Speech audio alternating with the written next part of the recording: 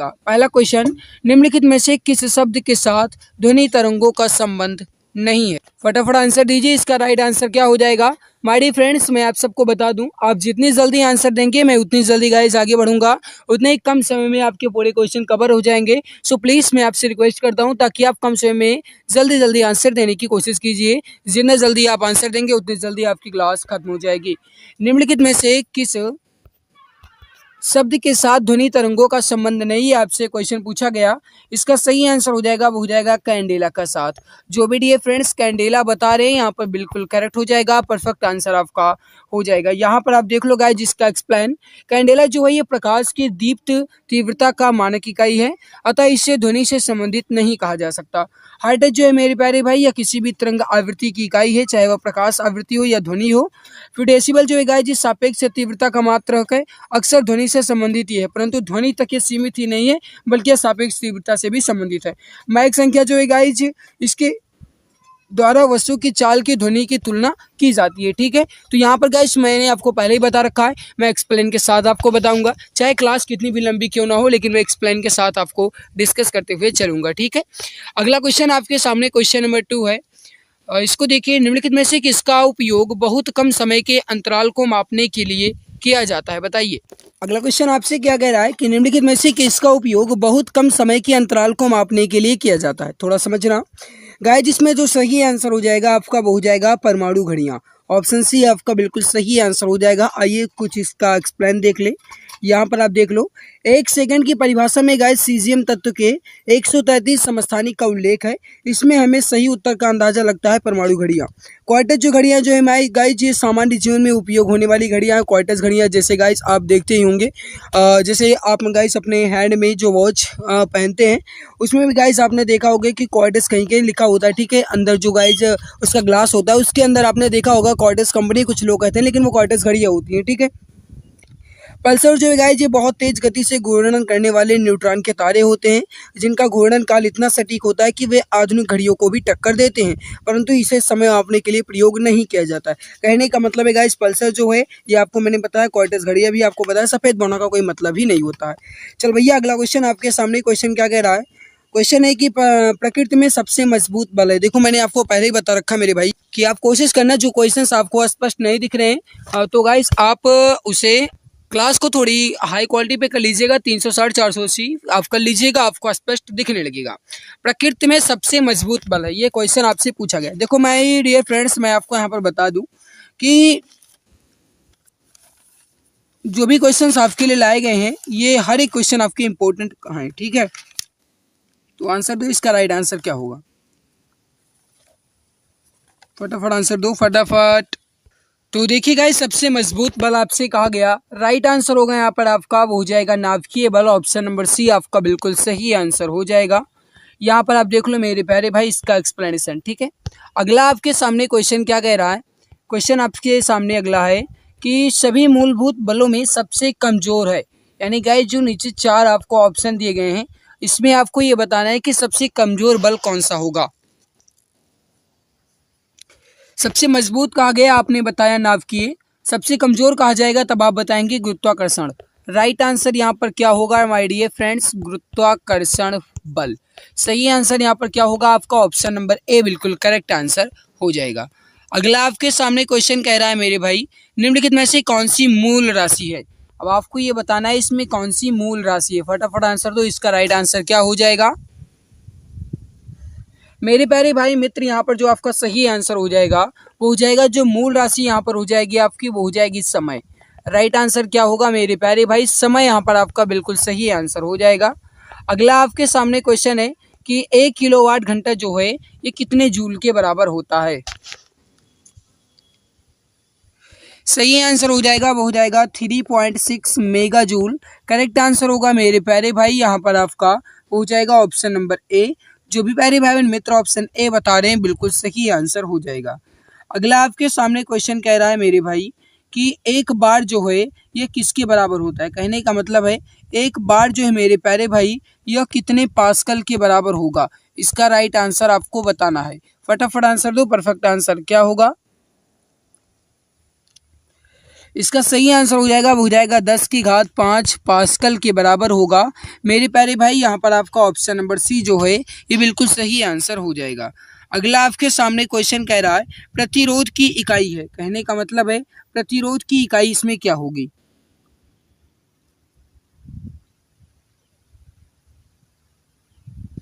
मेरे प्यारे भाई याद रखना प्रतिरोध की इकाई है वो है वोल्ट प्रति एम्पियर।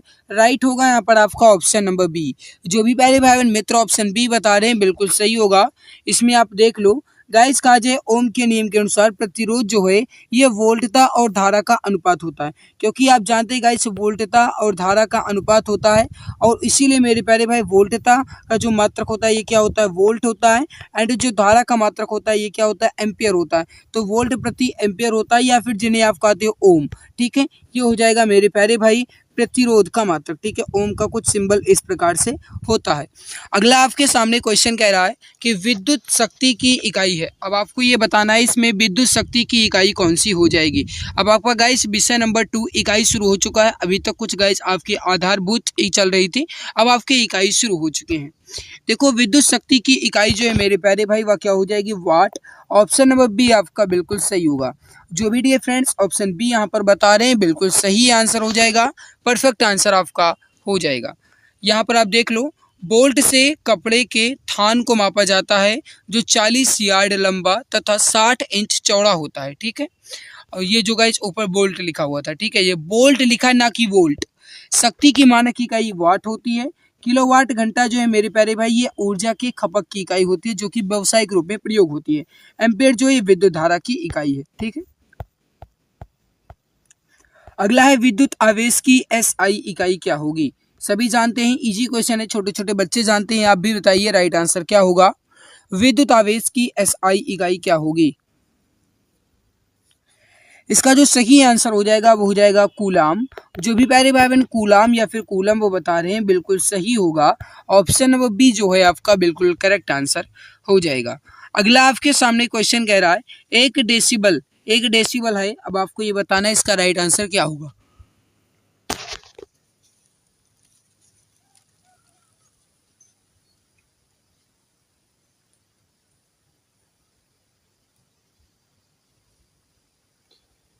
मेरे प्यारे भाई एक डेसिबल जो है ये ध्वनि स्तर की एक माप की इकाई है।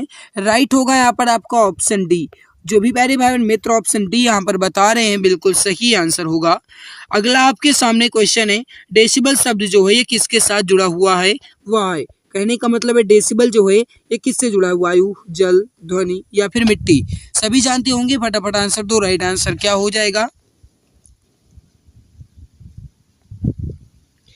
मेरे प्यारे भाई इसका सही आंसर हो जाएगा वो हो जाएगा ध्वनि से या फिर जिन्हें आप कहते हो साउंड।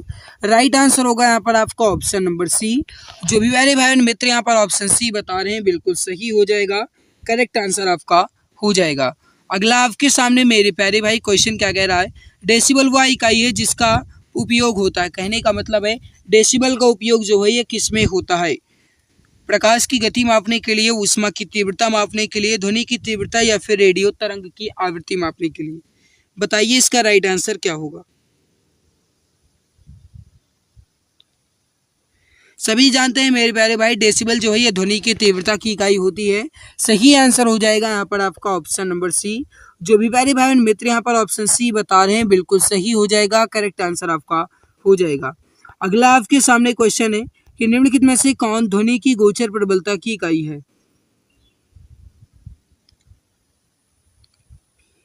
सही आंसर हो जाएगा वो हो जाएगा सोन। जो भी डियर फ्रेंड्स प्यारे भाई बहन ऑप्शन बी बता रहे हैं बिल्कुल सही होगा। यहाँ पर आप देख लो गाइज जो डेसिबल है ये ध्वनि के प्रबलता की माप है।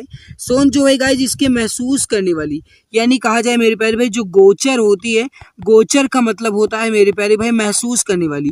तो महसूस करने वाली प्रबलता की गई क्या है सोन है। ठीक है, सोन है। और देखिए हर्ट्ज जो है गाइज ये आवृत्ति की हो जाएगी और फोन प्रबलता के व्यक्ति परक की इकाई है। अगला आपके सामने क्वेश्चन है कि शोर की मापन की इकाई क्या है। बस वही क्वेश्चन है, थोड़ा थोड़ा घुमाया गया मेरे भाई। मैंने आपको पहले ही बता रखा है कि केवल और केवल गाइज आपसे एग्जाम में घुमा फिरा कर क्वेश्चन पूछे जाते हैं। लगभग क्वेश्चन आपका वही होता है। शोर जो है गाइज ये किसकी इकाई हो जाएगी, इसका सही आंसर हो जाएगा वो हो जाएगा डेसिबल। जो भी डियर फ्रेंड्स प्यारे भाई बहन यहाँ पर ऑप्शन ए डेसिबल बता रहे हैं बिल्कुल सही हो जाएगा। अगला क्वेश्चन आपके सामने, क्वेश्चन क्या कह रहा है, क्वेश्चन है कि डायोप्टर जो है ये किसकी इकाई है। देख लो मेरे प्यारे भाई, इकाई एवं विमाओं चैप्टर चल रहा है और इसमें आपका विषय 2 इकाई चल रहा है, ठीक है। इसके पहले हमने विषय 1 अवधारणा को मैंने कंप्लीट कर लिया है। तो देखो मेरे प्यारे भाई, जो डायोप्टर है किसकी इकाई है, एक लेंस की क्षमता की इकाई है। ऑप्शन ए आपका बिल्कुल सही आंसर हो जाएगा। जो भी प्यारे भाई मित्र ऑप्शन ए लेंस की क्षमता की इकाई डायोप्टर है बता रहे हैं, बिल्कुल सही होगा, करेक्ट आंसर आपका हो जाएगा। अगला आपके सामने मेरे प्यारे भाई क्वेश्चन है, निम्नलिखित में से कौन सी एक आयामहीन राशि है, यानी इसमें किसका कोई आयाम नहीं होता है। सभी जानते होंगे हमारे प्यारे भाई, बताइए, या फिर कहा जाए आयामहीन राशि या फिर कहा जाए विमाहीन राशि, बात एक ही है। मेरे प्यारे भाई इसका जो सही आंसर हो जाएगा वो हो जाएगा विकृति, क्योंकि विकृति एक विमाहीन राशि है, आयामहीन राशि भी हो जाएगी। ऑप्शन नंबर बी आपका बिल्कुल सही हो जाएगा। जो भी प्यारे भाई मित्र ऑप्शन बी बता रहे हैं बिल्कुल सही हो जाएगा, करेक्ट आंसर आपका हो जाएगा। यहाँ पर आप देख लो मेरे प्यारे भाई किसका क्या मतलब बीमा होती है या फिर कहा जाए आयाम होता है, मैं आपको एक्सप्लेन के साथ बता देता हूँ, फिर आगे बढ़ेंगे। गाइस पढ़ना तो है ही, चाहे क्लास कितनी भी लंबी क्यों ना हो। देखो गाइस, चाहे क्लास 1 घंटे की हो, 2 घंटे की हो, 2.5-3 घंटे की हो, मुझे फ़र्क नहीं है। भले ही 150 क्वेश्चन है, लेकिन आपका 150 की गाइस कहा जाए तो बदले में आपके 1500 क्वेश्चन तैयार हो जाएंगे। क्यों? क्योंकि गाइस मैं एक्सप्लेन के साथ बताऊंगा, चाहे क्लास कितनी भी लंबी क्यों ना हो। गैस स्थिरांक जो है गाइस, इसका जो डायमेंशनल फार्मूला होता है या जो विमीय सूत्र होता है या जो गाइस कहा जाए इसका आयाम जो है, ये होता है ml2 t की पावर -2 k की पावर -1 मोल की पावर -1 या मोल इनवर्स कहा जाए, ठीक है। ये हो जाएगा गैस स्थिरांक का विमीय सूत्र। विकृति जो है गाइस एक विमाहीन राशि है, तो इसका m की पावर भी 0 होगा, l की पावर भी 0 होगा, t की पावर भी 0 होगा। श्यानता की गुणांक का होगा m1, l की पावर -2 और t की पावर -1। प्लांक स्थिरांक का होगा m1, l की पावर 2 और t की पावर -1। ये हो जाएगा प्लांक के स्थिरांक का विमीय सूत्र।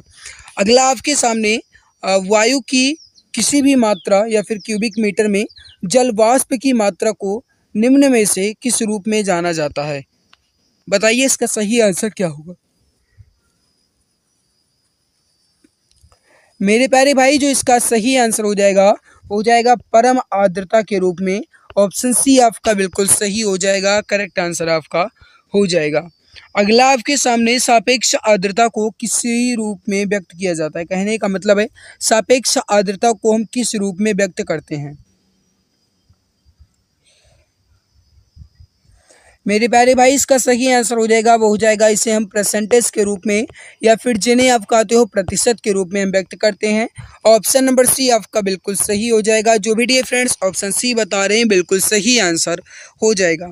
अगला आपके सामने मेरे प्यारे भाई, वायुमंडल में जल वाष्प की मात्रा को क्या कहते हैं।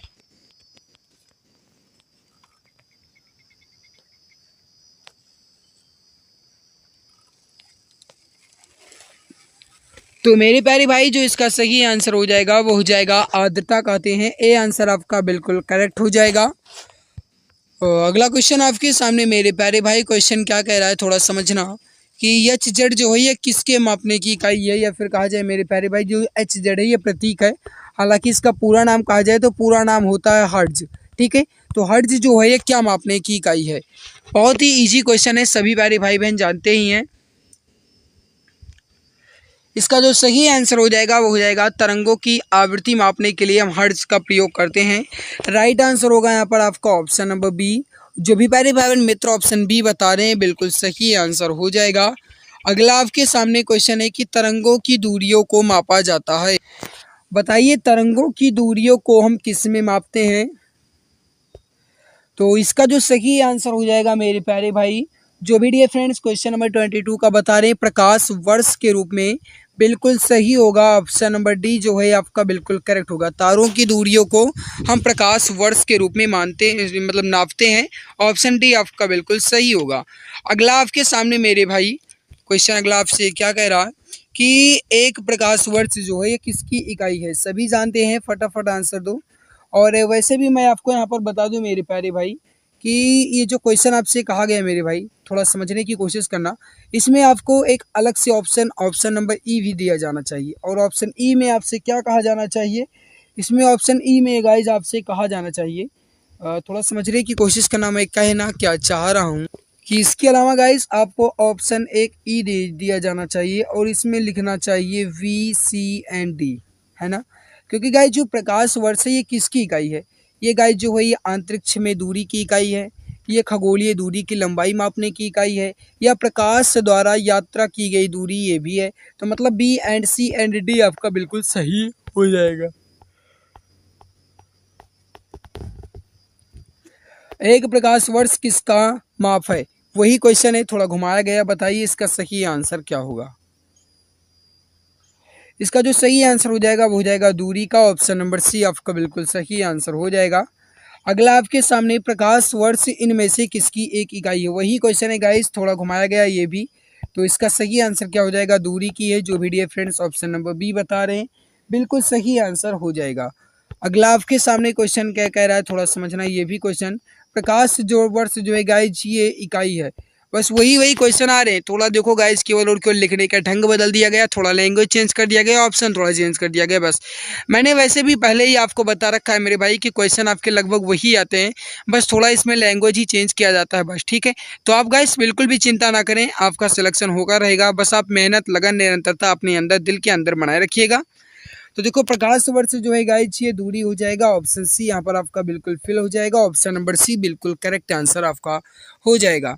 अगला आपके सामने एक माइक्रोन जो है ये किसके बराबर होता है, फटाफट आंसर दो, इसका करेक्ट आंसर क्या होगा मेरे प्यारे भाई। जो इसका सही आंसर हो जाएगा वो हो जाएगा 10 की घात -6 मीटर, 10 की घात -6 मीटर एक माइक्रोन के बराबर होगा, ऑप्शन नंबर सी आपका बिल्कुल करेक्ट आंसर हो जाएगा। अगला आपके सामने क्वेश्चन क्या कह रहा है मेरे भाई कि एक माइक्रोन जो है ये कितने मिलीमीटर के बराबर होगा, बताइए इसका सही आंसर क्या हो जाएगा।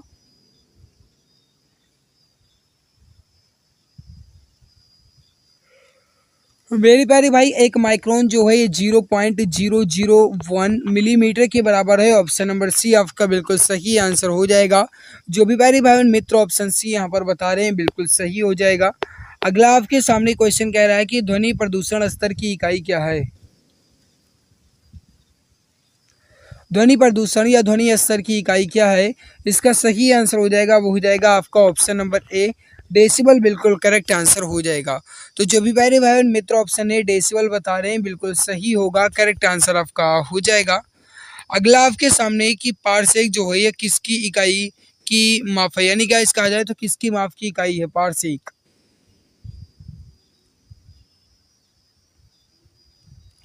सही आंसर हो जाएगा वो हो जाएगा इस दूरियों मापने की सबसे बड़ी इकाई क्या है, पारसेक ही है, या फिर कहा जाए खगोलीय दूरी मापने की, ऑप्शन नंबर बी आपका बिल्कुल सही आंसर हो जाएगा, करेक्ट आंसर हो जाएगा।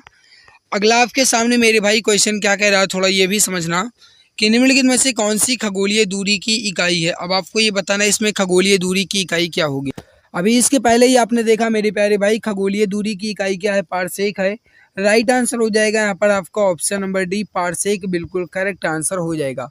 तो जो भी प्यारे भाई मित्र यहाँ पर ऑप्शन डी पारसेक बता रहे हैं बिल्कुल सही आंसर हो जाएगा। अगला आपके सामने सापेक्ष घनत्व की इकाई क्या है। अब आपको ये बताना है सापेक्ष घनत्व की इकाई जो है ये क्या है। मेरे प्यारे भाई बताइए इसका सही आंसर क्या हो जाएगा, करेक्ट हो जाएगा, इसकी कोई इकाई ही नहीं होती है गाइस। जो सापेक्ष इकाई है या फिर कहा जाए जो सापेक्ष घनत्व है इसकी कोई भी इकाई नहीं होती है। सही आंसर होगा यहाँ पर आपका ऑप्शन नंबर डी। अगला आपके सामने मेरे भाई क्वेश्चन कह रहा है कि नॉट जो है किसकी माप है।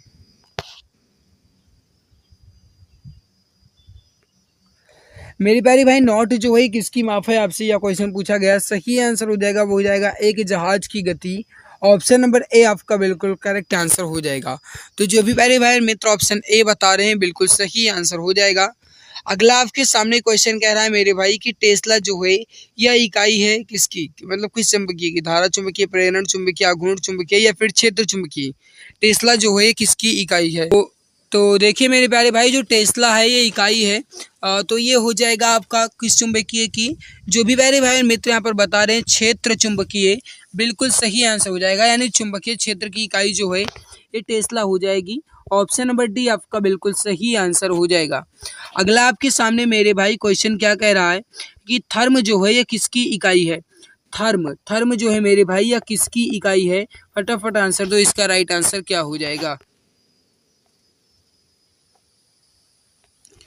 मेरे प्यारे भाई? जो इसका सही आंसर हो जाएगा वो हो जाएगा यहाँ पर ऊष्मा की। ऑप्शन नंबर बी आपका बिल्कुल करेक्ट आंसर हो जाएगा।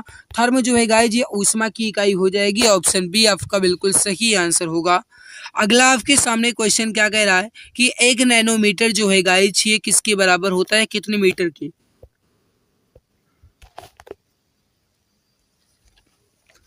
मेरे प्यारे भाई 1 नैनोमीटर बराबर 10 की घात 9 मीटर। सही आंसर होगा यहाँ पर आपका ऑप्शन नंबर सी। जो भी प्यारे भाई मित्र यहाँ पर ऑप्शन सी बता रहे हैं बिल्कुल सही होगा, करेक्ट आंसर आपका हो जाएगा। अगला आपके सामने क्वेश्चन क्या कह रहा है, थोड़ा ये भी देखिए। क्यूरी जो है ये किसकी इकाई है? सभी जानते हैं, छोटे छोटे बच्चे जानते होंगे, तो जल्दी जल्दी आंसर दीजिए। इसका सही आंसर क्या होगा? इसका जो सही आंसर हो जाएगा वो हो जाएगा रेडियोधर्मिता की। ऑप्शन नंबर ए आपका बिल्कुल करेक्ट आंसर हो जाएगा। जो भी प्यारे भाई बहन मित्र यहाँ पर बता रहे हैं क्यूरी जो है ये रेडियोधर्मिता की इकाई हो जाएगी। ऑप्शन ए जो है आपका बिल्कुल सही आंसर हो जाएगा, करेक्ट आंसर आपका हो जाएगा। अगला आपके सामने मेरे भाई कि क्यूरी जो है किसकी इकाई है, अभी आपने देखा रेडियोधर्मिता की। अगला है कि फैराड जो है किसकी इकाई है, बताइए बताइए इसमें फैराड जो है किसकी इकाई है? मेरे प्यारे भाई आप सभी जानते हैं कि जो फैराडे है या फैराड है ये किसकी इकाई है, ये हो जाएगी धारिता की। सही आंसर यहाँ पर क्या हो जाएगा आपका ऑप्शन नंबर ए। जो भी प्यारे भाई मित्र यहाँ पर धारिता बता रहे हैं बिल्कुल सही आंसर हो जाएगा। ठीक है, यहाँ पर आपका गाइस एक्सप्लेन जो है ये पहले देख लो फिर आगे बढ़ेंगे। मैं एक्सप्लेन नहीं कर रहा हूँ, थोड़ा जल्दी हो जाता है मेरे भाई। प्रेरण जो है गाइस ये हेनरी की इकाई है। ठीक है, प्रेरकत्व जो है ये हेनरी की इकाई है। प्रतिरोध जो है गाइस इसका मात्रक जो है क्या हो जाएगा, ओम हो जाएगा। ठीक है, चालकत्व जो है गाइस इसका हो जाएगा मोह। ठीक है, या ओम इनवर्स। अगला आपके सामने मेरे भाई क्वेश्चन क्या कह रहा है कि दीप्त उत्सर्जन की एसआई इकाई। अभी आपका चैप्टर इकाई ही चल रहा है। ठीक है, बताइए इसका सही आंसर क्या होगा पहले। तो देखिए गाइस जो दीप्त उत्सर्जन है इसकी इकाई क्या है, आपसे यह क्वेश्चन पूछ रहा है। इसका जो सही आंसर हो जाएगा मेरे प्यारे भाई वो हो जाएगा लक्स। करेक्ट आंसर यहाँ पर क्या हो जाएगा आपका ऑप्शन नंबर ए। जो भी प्यारे भाई बहन मित्र यहाँ पर ऑप्शन ए लक्स बता रहे हैं बिल्कुल करेक्ट हो जाएगा। अगला आपके यहाँ पर पहले देख लो फिर आगे बढ़ेंगे। जो गाइस दीप्त तीव्रता की इकाई है यह है गाइस कैंडेला, या कहा जाए जो ज्योति तीव्रता की इकाई है ये कैंडेला है। ज्योति उत्सर्जन की इकाई लक्स है। और जो गाइस ज्योति ऊर्जा है इसका हो जाएगा ल्यूमेन सेकंड, और दीप्त शक्ति का हो जाएगा केवल और केवल ल्यूमेन। अगला आपके सामने मेरे भाई निम्नलिखित में से किसकी इकाई समान है। अब आपको ये बताना है इसमें किसकी इकाई समान होगी, फटाफट आंसर दो मेरे प्यारे भाई। सही आंसर हो जाएगा यहाँ पर आपका हो जाएगा कार्य और टॉर्क की। करेक्ट आंसर यहाँ पर क्या हो जाएगा क्वेश्चन नंबर 41 का ऑप्शन नंबर सी बिल्कुल सही आंसर हो जाएगा। क्योंकि गाइस यहाँ पर आप देख लो पहले कार्य की इकाई क्या है जूल है, शक्ति की इकाई क्या है वो। इसके अलावा देखो जो बल आघूर्ण की इकाई है न्यूटन मीटर, और जो जड़त्व आघूर्ण की इकाई है क्या है मेरे भाई किलोग्राम मीटर स्क्वायर। अब आप ये समझ रहे होंगे, थोड़ा मैं आपको बता दूं, जैसे आपने यहाँ पर बताया मेरे भाई कार्य और टॉर्क जो है इसकी इकाई समान है। अब यहाँ पर आप कह रहे होंगे कार्य कार्य की क्या है गाइस कहा है, तो ये हो जाएगा आपका जूल। और ये क्या है गाइस टॉर्क, टॉर्क मतलब होता है जड़त्व आघूर्ण, ये है गाइस आपका वो है किलोग्राम मीटर स्क्वायर। अब आप ये समझ रहे होंगे या सोच रहे होंगे कि आखिर ये कैसे हो जाएगा।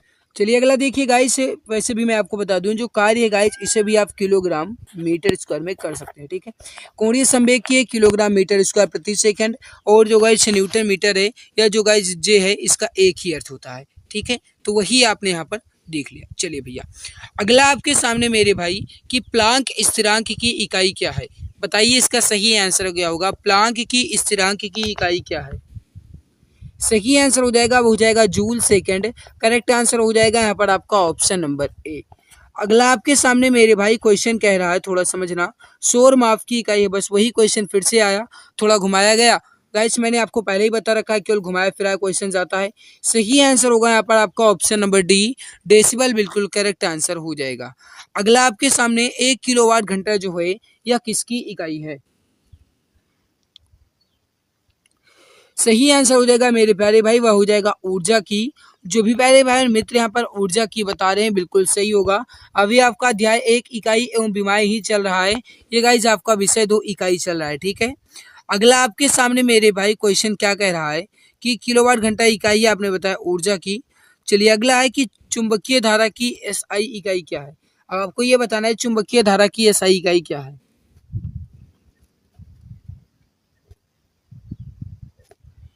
सही आंसर हो जाएगा, हो जाएगा वेबर।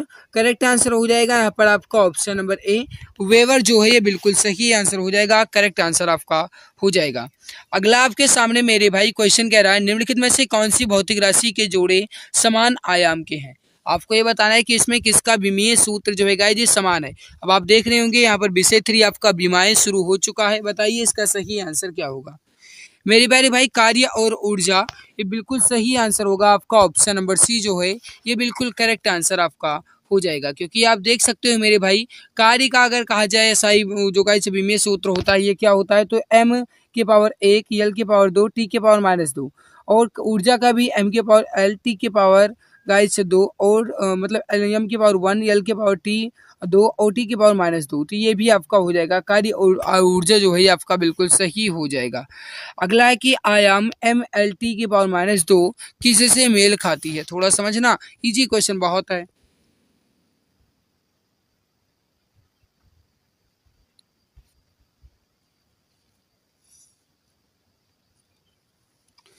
मेरे प्यारे भाई जो इसका सही आंसर हो जाएगा वो हो जाएगा यहाँ पर आपका ऑप्शन नंबर ए, बल जो है ये बिल्कुल सही आंसर हो जाएगा। जो भी प्यारे भाई मित्र ऑप्शन ए बता रहे हैं बिल्कुल सही होगा। अगला आपके सामने निम्नलिखित में से किसका आयाम आवेग के समान है।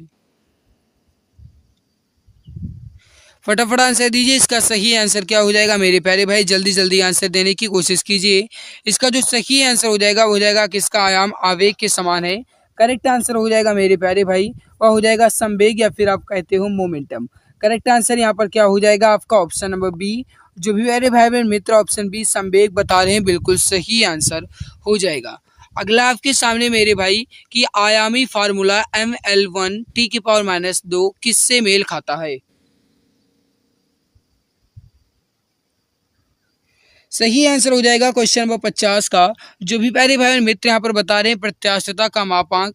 करेक्ट आंसर होगा यहाँ पर आपका ऑप्शन नंबर ए जो है ये बिल्कुल सही आंसर करेक्ट आंसर आपका हो जाएगा। अगला आपके सामने प्लांक के स्थिरांक का आयाम किसके आयाम के समान है, या प्लांक के स्थिरांक का जो विमीय सूत्र है या किसके विमीय सूत्र के बराबर होगा। सही आंसर हो जाएगा, हो जाएगा कोणीय गति। ऑप्शन नंबर सी जो है ये बिल्कुल सही आंसर आपका हो जाएगा। यहाँ पर आप देख लो मेरे भाई इसका पूरा गाइस आयाम जो फार्मूला है ये आप पहले देख लो, ठीक है। मैं पूरा बताऊंगा, टाइम ज़्यादा आपका वेस्ट होगा। अगला सार्वभौमिक गुरुत्वाकर्षण स्थिरांक का जो आयामी सूत्र है ये क्या है। बहुत ही ज़्यादा इंपॉर्टेंट क्वेश्चन है आपके एग्जाम की दृष्टि से, तो जल्दी जल्दी आंसर दीजिए। करेक्ट आंसर हो जाएगा m1l3 और t की पावर -2। तो ये जो है गाइस ये सार्वभौमिक गुरुत्वाकर्षण का स्थिरांक हो जाएगा। ऑप्शन नंबर डी जो है आपका बिल्कुल करेक्ट आंसर हो जाएगा। अगला आपके सामने क्वेश्चन क्या कह रहा है कि तनाव को फिर डैश डैश डैश के मात्रा के रूप में परिभाषित किया जा सकता है, यानी तनाव को हम किसके रूप में परिभाषित कर सकते हैं। कहते हैं ना कि टेंशन ना लो, तो मेरे भाई जो टेंसर है इसको हम तनाव को गाइस टेंसर के रूप में परिभाषित कर सकते हैं। ऑप्शन नंबर डी जो है ये आपका बिल्कुल सही आंसर हो जाएगा। अगला आपके सामने मेरे भाई कि दो सदिश राशियों को बराबर कहा जाता है जब जब क्या होता है, केवल परिमाण उनके, या गाइस कहा जाए तो केवल उनके परिमाण समान हो, या केवल उनकी दिशाएं समान हो, या परिमाण दिशा दोनों समान हो। सदिश राशियां गाइस कहा जाएगा, जो इसका सही आंसर हो जाएगा आपका हो जाएगा जिनमें परिमाण और दिशा दोनों दिया गया हो और समान भी हो। तो ऑप्शन नंबर सी जो है आपका बिल्कुल सही होगा, करेक्ट आंसर आपका हो जाएगा।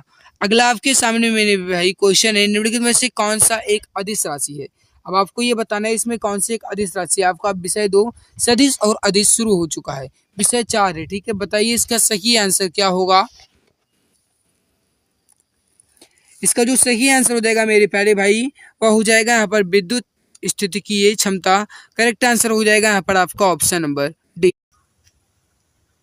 मेरे प्यारे भाई अगला क्वेश्चन आपके सामने है। क्वेश्चन नंबर 56 है, क्या रहा है कि निम्नलिखित में से कौन एक सदिश राशि नहीं है। सदिश राशि नहीं है मतलब गाइज आपसे क्या कह रहा है कि इसमें कोई सी एक अदिश राशि है। बताइए इसका सही आंसर क्या हो जाएगा।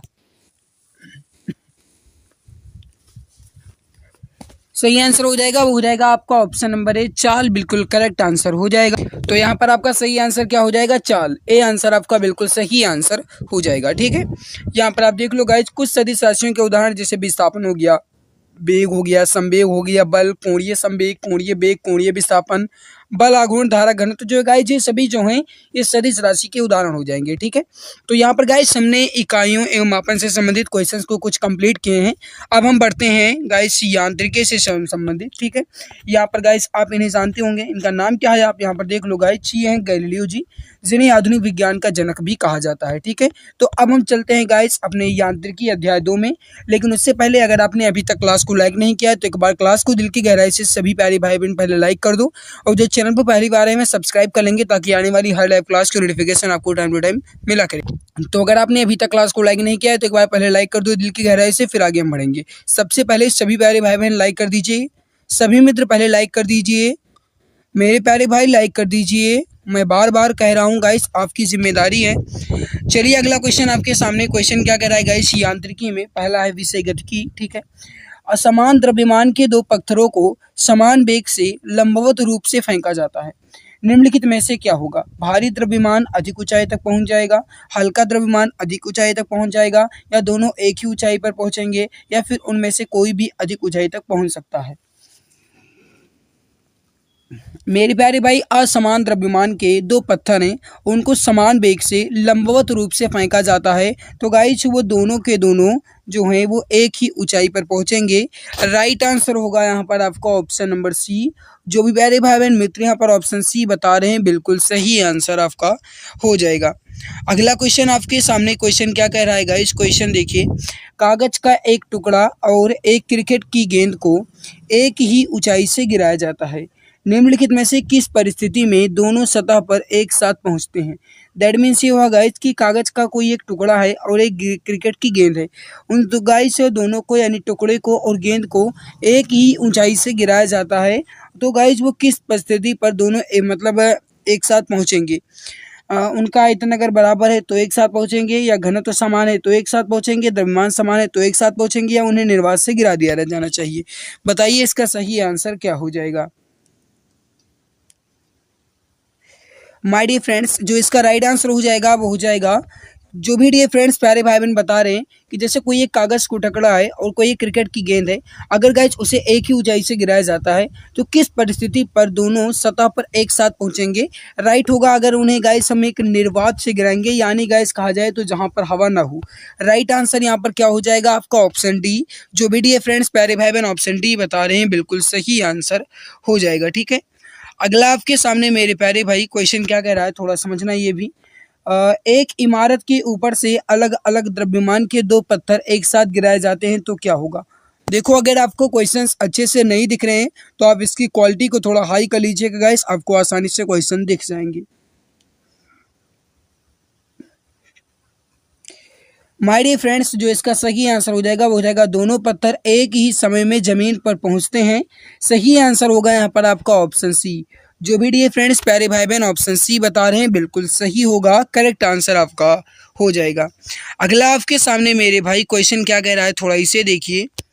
क्वेश्चन है गाइस कि एक वस्तु जो दूरी तय करती है वह समय के वर्ग के अनुपातिक है, इसका त्वरण कैसा होता है, घटता हुआ, बढ़ता हुआ, शून्य या फिर समान। मेरे प्यारे भाई जो इसका सही आंसर हो जाएगा वो हो जाएगा समान। जो भी प्यारे भाई बहन मित्र यहाँ पर बता रहे हैं ऑप्शन नंबर डी बिल्कुल सही आंसर हो जाएगा। ठीक है, अगला आपके सामने क्वेश्चन क्या कह रहा है कि जब एक कार की गति को दोगुनी कर दिया जाता है तो कार को उसी दूरी पर रोकने के लिए जो ब्रेकिंग बल होगा ये कैसा होगा, 4 बार होगा, 2 बार होगा, आधा होगा या 1/4 होगा। कहने का मतलब है गाइस कि कोई एक कार है, जब एक कार को की जो गाइस गति है यानी कि उसकी जो गाइस स्पीड है वो कितनी हो जाती है, 2 गुनी हो जाती है, ठीक है। तो गाइस जो कार है उसको उसी दूरी पर रोकने के लिए जो ब्रेकिंग बल लगेगा, ब्रेक लगाने का होगा गाइस, वो कैसा होगा, 4 गुना लगाना पड़ेगा, 2 गुना लगाने पड़ेगा, आधा या फिर 1/4। मेरे प्यारे भाई अगर गति 2 गुनी है तो उसको गाइस बल लगाने के लिए 4 गुना लगाना पड़ेगा या फिर कहा जाए तो 4 बार। जो भी डियर फ्रेंड्स यहाँ पर ऑप्शन ए बता रहे हैं बिल्कुल सही आंसर होगा, करेक्ट आंसर आपका हो जाएगा। गाइस जो इस गति का कहा जाए गाइस, तो ये कौन सा समीकरण है गति का, ये गाइस समीकरण जो है ये गति का तीसरा समीकरण है, ठीक है। क्योंकि गाइस आप सभी जानते हैं कि गति का जो पहला समीकरण है क्या है, v बराबर u धन ए टी, दूसरा यस बराबर यू टी धन 1/2 ये दूसरा है, और तीसरा है V square minus U square बराबर 2as, ठीक है, या वी स्क्वायर बराबर 2as धन यू स्क्वायर, ठीक है। तो ये गाइस इसके अनुसार अगर कहा जाए तो समान विस्थापन के लिए अगर चाल 2 गुनी करते हैं तो त्वरण का जो गाइस आवश्यक मान है ये 4 गुना हो जाता है, ठीक है। इसका अर्थ है कि यह बराबर क्या होगा, एम ए होगा। एम एफ बराबर एम ए के अनुसार मतलब क्या हुआ मेरे प्यारे भाई, अगर बल बराबर निकालें तो जो गाइस जिसका द्रव्यमान है अगर उसका हम गुणा करेंगे एक्सीलरेशन में तो कितना होगा गाइस, ये आपका एफ एम ए हो जाएगा, ठीक है। इसके अनुसार जो गाइस बल है ये भी 4 गुना आवश्यक होगा, है ना। अगला आपके सामने क्वेश्चन है कि समान चाल वाली वस्तु त्वरित नहीं होती, त्वरित हो सकती है, सदा त्वरित होती है, या फिर गाइस जिसका वेग समान है। देखो अगर कहा जाए मेरे प्यारे भाई तो जो समान चाल वाली वस्तु है त्वरित हो सकती है, ठीक है। सकने की बात कहा जा रहा है मेरे प्यारे भाई, सकने की बात राइट होगा यहाँ पर आपका ऑप्शन नंबर बी। जो भी प्यारे भाई बहन मित्र यहाँ पर ऑप्शन बी बता रहे हैं बिल्कुल सही आंसर हो जाएगा। अगला आपके सामने कि गैर समान वेग और समान त्वरण के साथ गतिमान शरीर के लिए विस्थापन गाइस जो है या वेग जो है कैसा होना चाहिए, बताइए इसका सही आंसर। ये आपका गाइस जो है ये गतिकी चल रहा है, ठीक है, गतिकी चैप्टर से, मोशन वाले गाइस चैप्टर से चल रहा है यांत्रिकी में। मेरे प्यारे भाई जो इसका सही आंसर हो जाएगा वो थोड़ा समझने की कोशिश करना गाइस। यहाँ पर जो गाइस विस्थापन समय ग्राफ गैर है, ठीक है, और जो गाइस वेग समय ग्राफ रेखी है ये दोनों की दोनों होंगी, मतलब बी एंड डी जो है आपका बिल्कुल सही आंसर हो जाएगा। अगला क्वेश्चन थोड़ा समझना इसे गाइस, ये तो आपको कठिन लग सकता है लेकिन थोड़ा दिमाग लगाना। क्वेश्चन क्या कह रहा है थोड़ा समझिए मेरे प्यारे भाई, इंपॉर्टेंट बहुत है। एक चट्टान के किनारे पर खड़ा एक व्यक्ति एक निश्चित गति के साथ एक पत्थर को ऊपर की ओर फेंकता है, वह फिर उसी गति से एक और पत्थर नीचे की ओर फेंकता है। जमीन से टकराते ही दोनों पत्थरों की गति का अनुपात ज्ञात कीजिए। मेरे प्यारे भाई थोड़ा दिमाग लगाना, यहाँ पर मैं पहले इसका एक्सप्लेन आपको दिखा दूं फिर आंसर बताता हूँ। पहले देखो, यदि आरंभिक चाल समान है तो वस्तुएं जो गाइस जिस जमीन पर समान चाल से टकराएंगी, जो फेंकने की दिशा पर निर्भर नहीं करता। मतलब गाइस अगर कोई भी पिंड फेंका जाता है, अगर उसकी आरंभिक चाल जो है गाइस, या जो कहा जाए गाइस जो इसकी शुरुआती चाल है अगर वह समान है तो वस्तु जो है या जो भी वस्तु को फेंका जाएगा वो जमीन पर समान चाल से ही टकराएगी। और ये जो है मेरे प्यारे भाई ये फेंकने की दिशा पर नहीं निर्भर करता, मतलब ये ऊपर से फेंका जा रहा है, नीचे से, उत्तर से, दक्षिण से, या किस तरीके से किस तरफ से फेंका जाता है उस पर निर्भर नहीं करता है। लेकिन अगर नीचे पहुंचने का सामान पर, नीचे पहुंचने पर गाइस अगर उसका सामान जो है भिन्न होगा तो फेंकने के कोण पर निर्भर करेगा, ठीक है। और इस प्रश्न में चाल पूछी गई है, आपने ऊपर देखा ही, तो गाइस जो दोनों के लिए समान होगा, है ना। अतः गाइस इसका अनुपात जो होगा वह क्या होगा, 1:1 होगा, क्योंकि दोनों के लिए समान बात की गई है, ठीक है। तो यहाँ पर आपने देखा मेरे प्यारे भाई राइट आंसर क्या होगा आपका 1:1, 1:1 आपका बिल्कुल सही आंसर हो जाएगा। गाइस मैंने नीचे एक्सप्लेनेशन इसीलिए लिख दिया ताकि आपको मैं अच्छे से समझा सकूं, अगर मैं भी भूल जाता हूं तो गाइस मैं आपको समझा सकूं।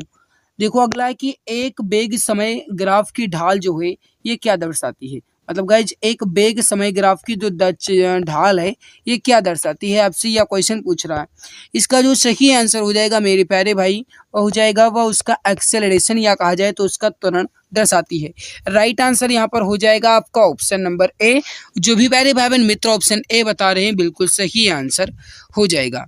अगला आपके सामने एक कण को ऊर्ध्वाधर फेंका जाता है, जब यह उच्चतम बिंदु पर पहुंचता है तो उसका नीचे की ओर त्वरण होगा, ऊपर की ओर होगा, नीचे की ओर वेग होगा या क्षैतिज वेग होगा, बताइए इसका सही आंसर क्या होगा। मेरे प्यारे भाई एक कण को अगर ऊर्ध्वाधर फेंका जाता है जब यह उच्चतम बिंदु पर पहुंचती है तो जो गाइज उसका त्वरण है ये कैसा होगा मेरे प्यारे भाई, आपसे ये पूछा गया कि नीचे की ओर होगा। ऑप्शन ए आपका बिल्कुल सही आंसर हो जाएगा। जरा इसका एक्सप्लेन देख लो, फिर आगे हम बात करेंगे। देखो गाइस, अगर कहा जाए तो प्रक्षेप गति में वस्तु का जो गाइस त्वरण है ये सदा समान रहता है, ठीक है, और नीचे की ओर निर्दिष्ट रहता है। ऊपर फेंकने पर प्रक्षेप गति का ही उदाहरण है। मतलब गाइस अगर कोई भी वस्तु ऊपर फेंकी जाएगी तो वह प्रक्षेप गति का उदाहरण होगा। मतलब गाइस यहाँ से अगर आप कोई वस्तु फेंकते हैं तो वह कुछ इस प्रकार से आपकी वस्तु गिरेगी, जिसमें क्षैतिज दिशा के साथ कितने अंश का कोण बनता है, तो 90 डिग्री का कोण होता है, ठीक है। ये इसका एक्सप्लेनेशन हो गया।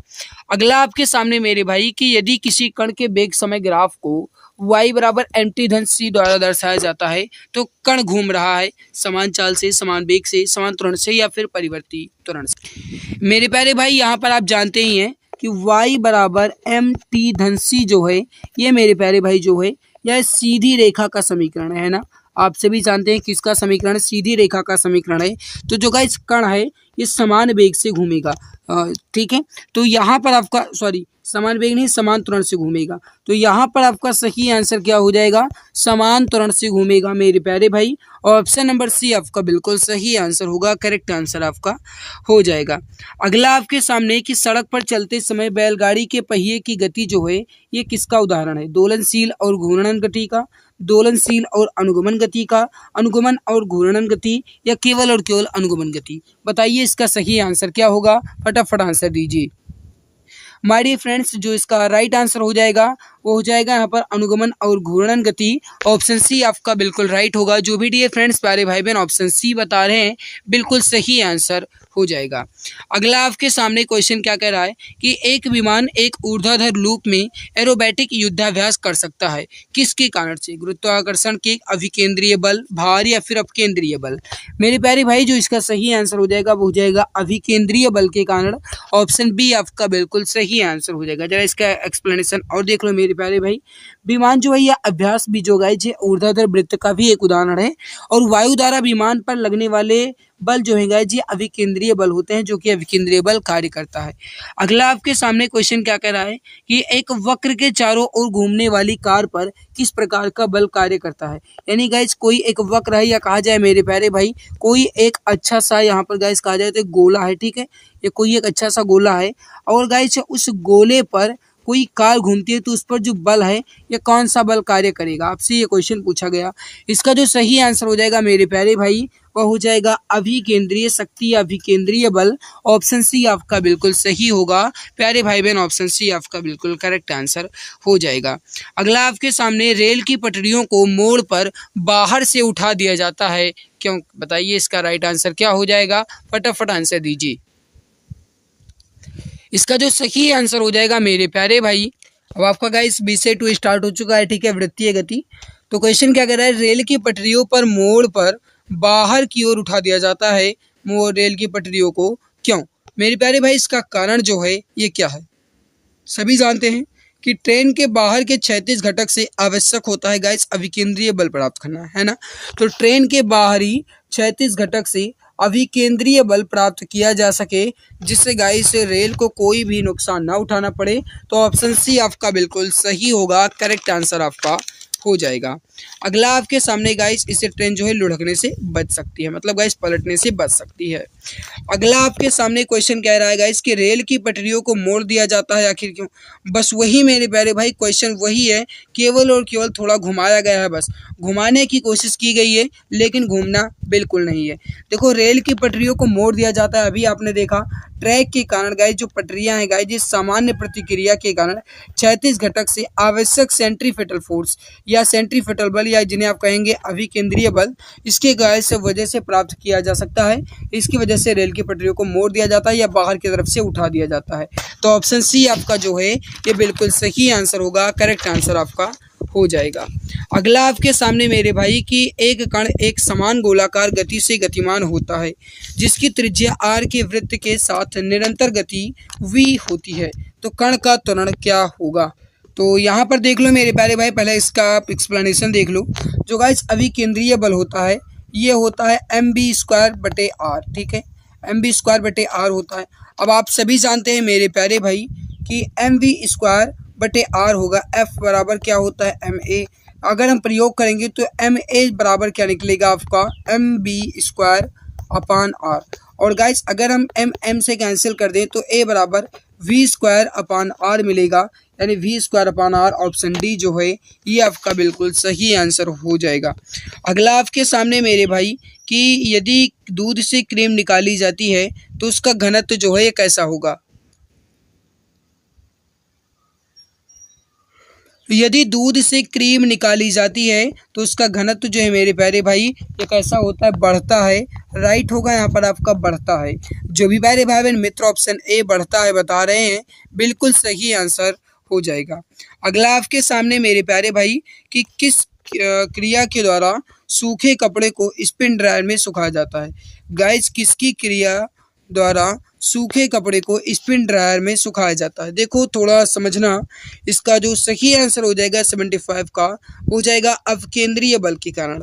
ऑप्शन नंबर बी जो है आपका बिल्कुल सही आंसर हो जाएगा। अगला आपके सामने मेरे भाई कि वृत्ताकार पथ के चारों ओर किसी पिंड की गति जो है यह किसका उदाहरण है। फटाफट आंसर दो।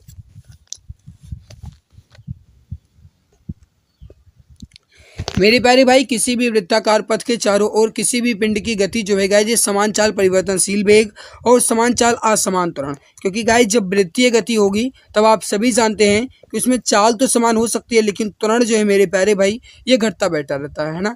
तो असमान त्वरण और गाइस ये समान चाल परिवर्तनशील वेग यानी वेग जो है ये परिवर्तित होता रहेगा। तो ऑप्शन सी एंड डी आपका बिल्कुल सही होगा। ऑप्शन नंबर ई जो है आपका बिल्कुल करेक्ट आंसर हो जाएगा। अगला आपके सामने मेरे प्यारे भाई क्वेश्चन क्या कह रहा है थोड़ा समझना।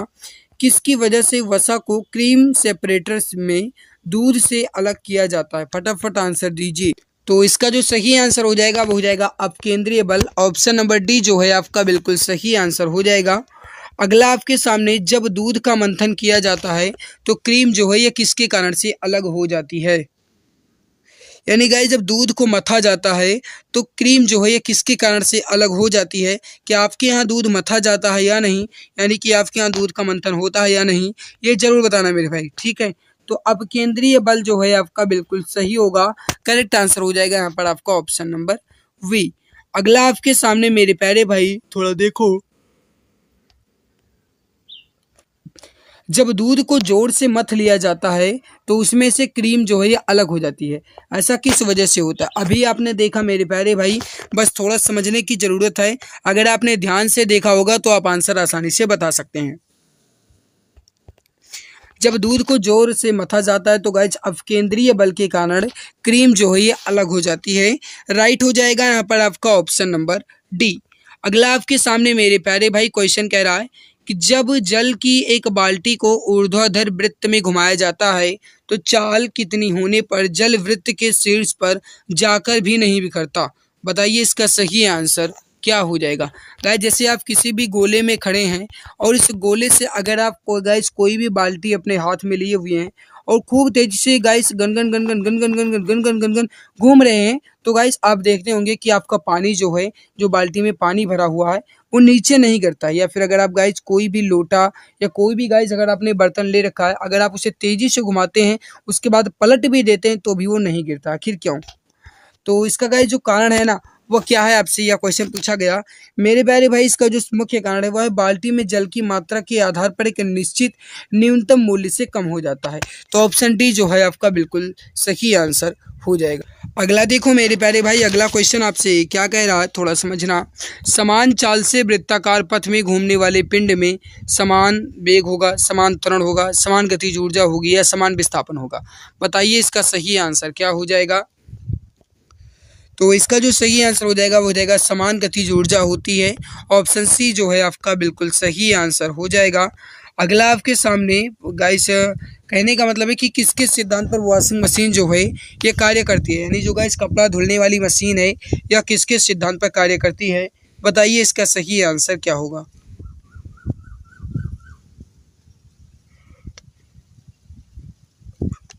राइट आंसर हो जाएगा वो हो जाएगा अपकेंद्रण के सिद्धांत पर। ऑप्शन नंबर डी आपका बिल्कुल सही आंसर हो जाएगा। जो भी प्यारे भाई बहन मित्र ऑप्शन डी बता रहे हैं बिल्कुल सही आंसर हो जाएगा। अगला आपके सामने गाइस इसका आंसर आप बताइए राइट आंसर क्या होगा। थोड़ा समझना कहे क्या रहा है कि यदि कोई पिंड एक चक्र में स्थिर गति के साथ चलता है तो क्या उस पर कोई कार्य नहीं किया जाता, या उस पर कोई बल जो गाइज ये नहीं लगता, या इसमें त्वरणित उत्पन्न नहीं होता, या जो है यह एक समान वेग से रहता है। बताइए इसका सही आंसर क्या होगा। गाइस यदि कोई भी पिंड एक चक्र में स्थिर गति से चलता है तो उस पर कोई भी कार्य नहीं किया जाता है। ऑप्शन नंबर ए जो है आपका बिल्कुल सही आंसर हो जाएगा, करेक्ट आंसर आपका हो जाएगा। अगला आपके सामने क्वेश्चन क्या कह रहा है कि स्थिर वेग के साथ चलती ट्रेन से एक व्यक्ति प्लेटफॉर्म पर एक गेंद गिराता है। गेंद का मार्ग जो किसी पर्यवेक्षक द्वारा प्लेटफॉर्म से देखने पर लगेगा वह कैसा लगेगा। कहने का मतलब है गाइज कोई व्यक्ति है वह गाइज ट्रेन चलती ट्रेन से एक गेंद को प्लेटफॉर्म पर गिराता है और गेंद का जो मार्क है गाइज वो किसी भी पर्यवेक्षक या जो देखने वाला होता है उसके द्वारा प्लेटफॉर्म से देखने पर लगेगा कि वह जो गेंद है गाइज गिर रही है ये सीधी रेखा में, वृत्त रेखा में, परवलय में, या फिर किस तरीके से गिर रही है। मेरे प्यारे भाई एक परवलय के समान उसको आकार दिखाई देगा, यानी कुछ इस प्रकार से दिखाई देगा। तो ऑप्शन सी जो है आपका बिल्कुल सही आंसर हो जाएगा, करेक्ट आंसर आपका हो जाएगा। अगला आपके सामने पृथ्वी की सतह से प्रक्षेप्य की गति के दौरान जो गतिज ऊर्जा है या संवेग स्थिर है या वेग का जो है ऊर्ध्वाधर घटक है या क्षैतिज घटक है ये कैसा रहता है। बताइए इसका सही आंसर क्या होगा। मेरे प्यारे भाई जो इसका सही आंसर हो जाएगा वो हो जाएगा इसका वेग जो है ये क्षैतिज घटक पर स्थिर रहता है। ऑप्शन नंबर डी जो है ये आपका बिल्कुल सही आंसर हो जाएगा। चलिए अगला क्वेश्चन आपके सामने। मेरे प्यारे भाई अब आपका विषय 3 चल रहा है प्रक्षेप वाला, ठीक है। देखो अगला क्वेश्चन है कि पृथ्वी की सतह से प्रक्षेप्य की गति के दौरान गाइज अब आप ऑप्शन को देखिए फिर आंसर दीजिए।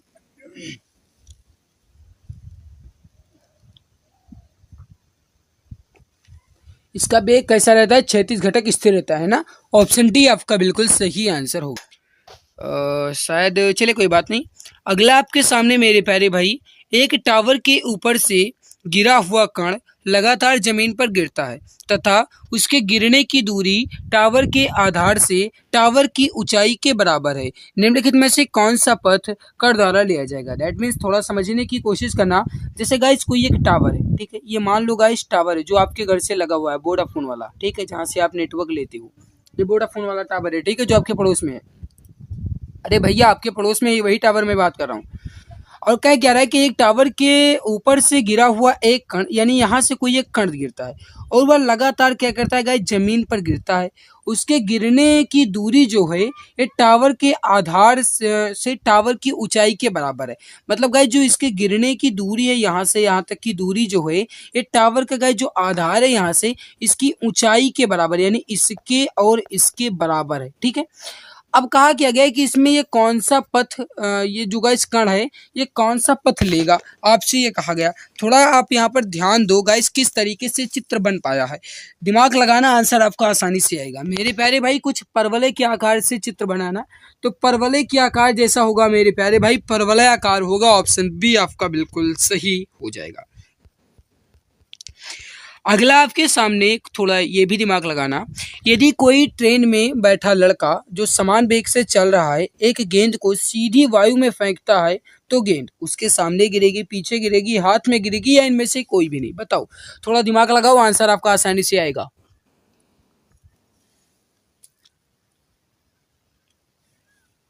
देखो मेरे प्यारे भाई देखो यदि कोई ट्रेन में बैठा लड़का है समान वेग से चल रहा है, गेंद जो है गाइस वो सीधे वायु में फेंकता है तो गेंद उसके पीछे गिरेगी। क्यों, इसका एक्सप्लेन देख लो पहले। गाइस अगर कहा जाए तो जो प्रश्न है इसके अगर कहा जाए इसके हिसाब से तो वायु में उपस्थिति है और वायु द्वारा लगाया गया घर्षण जो गाइस इसको हम नकार नहीं सकते, मतलब इससे गाइस हम इनकार नहीं कर सकते, इसे अनदेखा नहीं कर सकते। तो वायु जो है गाइस उस गेंद को थोड़ा धीमा करेगी क्योंकि वह वायु की उपस्थिति में अपना गेंद को फेंक रहा है। और इसके तुलना में अगर देखा जाए तो ट्रेन की जो चाल है गाइस वो गेंद से क्या होगी, अधिक होगी, है ना। क्योंकि गाइस जो गेंद है उसको धीमा कर देगी, क्या धीमा कर देगी, वायु। तब ट्रेन जब आगे निकल जाएगी तो लड़के के पिछवा तो गिरेगी। ऑप्शन क्या होगा आपका बी बिल्कुल सही हो जाएगा। तो मेरे प्यारे भाई अगला क्वेश्चन आपके सामने ये आप देखो। क्वेश्चन क्या कह रहा है, एक टावर के शीर्ष पर खड़े एक आदमी के पास 2 गोले देखो इसी प्रकार से एग्जाम में क्वेश्चन आपके आएंगे, ठीक है, लुल्लू पंजू वाला क्वेश्चन नहीं आएगा, लगभग इसी के लेवल आपके क्वेश्चन आने वाले हैं। एक मिनट पानी पी ले। हाँ तो देखो मेरे प्यारे भाई, मैं आपको बता दूं कि जिस प्रकार से मैं आज आपके क्वेश्चंस आपके सामने लेकर आया हूँ, लगभग इसी प्रकार आपके एग्जाम में क्वेश्चन आने वाले हैं, ठीक है। देखो थोड़ा क्वेश्चन समझो। एक टावर के शीर्ष पर खड़े एक आदमी के पास दो गोले हैं, एक गोले का नाम है ए और एक गोले का नाम है बी। चलो मान लो ए का नाम आप मान लो चिंटू और बी का मान लो आप पिंटू। वो नीचे की ओर यानी चिंटू को गिराता है और उसी समय पिंटू को क्षैतिज रूप से फेंकता है, तो निम्न में से कौन सा सही है। अब थोड़ा गाइज इसको दिमाग लगाओ और आंसर आपका आसानी से आएगा। एक बार अपने आप से पढ़ो और आंसर दो। मेरे प्यारे भाई टावर के शीर्ष पर है, मान लो ये टावर है, ये टावर है, ठीक है, और इसके शीर्ष पर कोई एक आदमी खड़ा है, वहां से वो दो गोला फेंकता है और वह गाइज ए को जो गिराता है वह कैसा गिराता है, वह नीचे की ओर ए को गिराता है, यानी ए को कैसा गिराता है, एक मिनट मेरे भाई, ये ए को नीचे की ओर इस तरीके से गिराता है, ठीक है, और बी जो है गाइज उसको वह क्षैतिज रूप से गिराता है, मतलब बी जो है मेरे प्यारे वो ऐसे ही गिराता है। तो वो गाइज जो गोले हैं वो एक साथ ही जमीन पर पहुंचेंगे। ऑप्शन ए जो है मेरे प्यारे भाई ये आपका बिल्कुल सही आंसर हो जाएगा, ठीक है। अगला आपके सामने मेरे प्यारे भाई क्वेश्चन, थोड़ा ये समझो, ये आपका बहुत ज़्यादा इंपॉर्टेंट है एग्जाम की दृष्टि से, फटाफट आंसर दो। मेरे प्यारे भाई क्वेश्चन क्या कह रहा है कि वह कोण जिसमें अधिकतम क्षैतिज दूरी तय करने के लिए क्रिकेट बॉल को बल्ले द्वारा मारा जाना चाहिए, या फिर गाइस कहा जाए तो आपसे इस प्रकार भी क्वेश्चन पूछा जा सकता है कि हम किस तरीके से गेंद को फेंकें, या गाइस किस तरीके से पिंड को फेंके ताकि वो अधिकतम दूरी तय करे। तो मेरे प्यारे भाई इसका जो सही आंसर हो जाएगा, हम उसे 36 के साथ 45 डिग्री एंगल, 36 के साथ 45 डिग्री एंगल पर अगर फेंकेंगे तो वह अधिकतम क्षैतिज दूरी तय करेगा। ऑप्शन बी जो है आपका बिल्कुल सही होगा। जो वीडियो फ्रेंड्स ऑप्शन बी बता रहे हैं बिल्कुल सही हो जाएगा। एक मिनट गाइज इसका आप पहले देख लो। जो गाइज प्रक्षेप में परास का सूत्र होता है, ये आपने गाइज पढ़ा होगा क्लास 11th में, ठीक है। इसमें आप देख लो जो प्रक्षेप में परास का सूत्र होता है वह क्या होता है, आर बराबर u square sine 2 theta upon g. अब इसमें अगर इस कहा जाए तो सबसे अधिक परास जो है इसके लिए अगर निकालें तो साइन 2 थीटा जो है मेरे प्यारे भाई इसका मान क्या होगा, 1 होगा, क्योंकि सर्वाधिक परास का मान क्या होता है, 1 होता है। अब मेरे प्यारे भाई आप ये जानते ही हैं कि साइन जो गाइस यहाँ पर 1 है, ये किसका मान है, ये साइन 90 डिग्री का होगा, है ना। तो 2 थीटा इजकल टू 90 होगा, थीटा इजकल टू क्या होगा 90/2 यानी 45 डिग्री एंगल आपका बिल्कुल सही होगा। अगला आपके सामने एक पायलट को निशाना लगाने के लिए बम छोड़ना चाहिए, लक्ष्य के ठीक ऊपर, लक्ष्य से परे, लक्ष्य से पहले, या इनमें से कोई नहीं। गाइस कोई एक पायलट है, चलो मान लो मैं आपको ही पायलट मानता हूँ, और आपको कोई एक बम छोड़ना है तो आप निशाना कैसा लगाएंगे, बताओ इसका सही आंसर क्या होगा। माय डियर फ्रेंड्स बताइए इसका राइट आंसर क्या होगा। एग्जाम्पल के तौर पर मैं मान लेता हूँ कि आप पायलट हैं और अगर आपको कोई एक बम छोड़ना है तो आप किस तरीके से बम छोड़ेंगे। अगर आपने अभी तक क्लास को लाइक नहीं किया, लाइक जरूर कर दीजिएगा। मेहनत आपके लिए मैं कर रहा हूँ, पूरी जी जान शिद्दत के साथ आपके लिए लगा हूँ। आपकी जिम्मेदारी है गाइज, आपके अपने फर्ज निभानी चाहिए। कम से कम आप क्लास को तो लाइक कर ही सकते हो। इस क्लास को अपने प्यारे भाई बहन तक शेयर कर दिया करो ताकि उन्हें भी इसका बेनिफिट मिल सके। तो आप क्लास को शेयर भी कर दीजिएगा। मेरे प्यारे भाई थोड़ा समझना क्वेश्चन आपसे क्या कह रहा है। गाइज जो पायलट है उसको निशाना जो है लक्ष्य से पहले लगाना होगा। ऑप्शन सी जो है आपका बिल्कुल सही आंसर हो जाएगा। अगला आपके सामने यदि एक प्रक्षेपी को क्षैतिज दूरी इसकी अधिकतम ऊंचाई से 4 गुना है तो प्रक्षेपण का कोण जो है ये कैसा होगा। ये गाइज थोड़ा आपको डिफिकल्ट सा लग रहा होगा, लेकिन बिल्कुल ये उसी तरीके से क्वेश्चन है जिस तरीके से अभी आपने देखा था मेरे प्यारे भाई।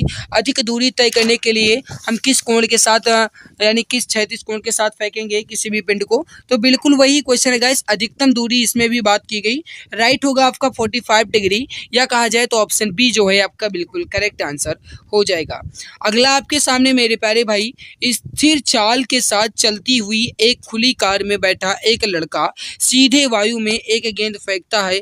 गेंद जो है यह गिरती है। फिर वही क्वेश्चन आया है, थोड़ा घुमाया गया, फिर भी गाइस आपसे क्वेश्चन उसी प्रकार पूछा जा रहा है। उसी के पीछे गिरेगी, यानी किसके पीछे गिरेगी, तो मेरे भैया उसी लड़के के पीछे गिरेगी। ए आंसर आपका बिल्कुल सही हो जाएगा। इसका आप एक्सप्लेन देख लो, बहुत ही अच्छे से मैंने लिख दिया था, आप देख लेना, ठीक है। ये आपको पीडीएफ के साथ मिलेगी भैया। पीडीएफ कहाँ मिलेगा, कुछ बच्चे ये भी नहीं जान पा रहे होंगे। जो गाइस यहाँ पर लिखा है यूट्यूब एग्जाम गुरुजी बाय अरविंद सर, ये गाइस हमारे यूट्यूब चैनल का नेम है। लेकिन यूट्यूब चैनल ना ही गाइस ये, बल्कि ये टेलीग्राम चैनल का नेम भी है। यही हमारे फेसबुक पेज भी है, यही हमारा टेलीग्राम चैनल भी है। तो गाइस आप टेलीग्राम पर जाकर के इसकी पीडीएफ को आसानी से प्राप्त कर सकते हैं, ठीक है, विथ एक्सप्लेनेशन के साथ। गाइस जिस तरीके से मैं यहाँ पर आपको पढ़ा रहा हूँ बिल्कुल इसी तरीके से आपको इसकी पीडीएफ मिलेगी। चलो अगला क्वेश्चन आपके सामने अब आएगा। अब हम बात करते हैं गाइस विषय 4 है, यानी न्यूटन के नियम से संबंधित कुछ क्वेश्चंस को कवर कर लेते हैं न्यूटन के नियम से, और उसके बाद आपका गाइस अध्याय 3 स्टार्ट होगा, ठीक है। तो गाइस इसमें पहला क्वेश्चन है, रॉकेट जो है ये किस सिद्धांत पर कार्य करता है। वैसे भी आप जानते हैं सर आइजैक न्यूटन के द्वारा कितने नियम दिए गए, 3 नियम दिए गए, गति का पहला नियम, दूसरा नियम और तीसरा नियम। अब आपसे कहा किया गया कि रॉकेट जो है गाइस ये किस सिद्धांत पर कार्य करता है, न्यूटन के पहले, दूसरे या तीसरे, या आर्किमिडीज के सिद्धांत पर, किस सिद्धांत पर कार्य करेगा। वैसे भी आप जानते हैं जब न्यूटन का नियम है तो आर्किमिडीज का यहाँ पर कोई काम ही नहीं है। जब मैं न्यूटन के नियम को कवर कर रहा हूँ तो आर्किमिडीज यहाँ पर आएंगे ही नहीं, है ना मेरे प्यारे भाई। जो इसका सही आंसर हो जाएगा वो हो जाएगा न्यूटन का तीसरा नियम, जिन्हें हम गाइस संवेग संरक्षण का नियम भी कहते हैं, क्रिया प्रतिक्रिया का नियम भी कहते हैं। तो यहाँ पर आपका ऑप्शन नंबर ए जो है ये बिल्कुल करेक्ट आंसर हो जाएगा, ठीक है।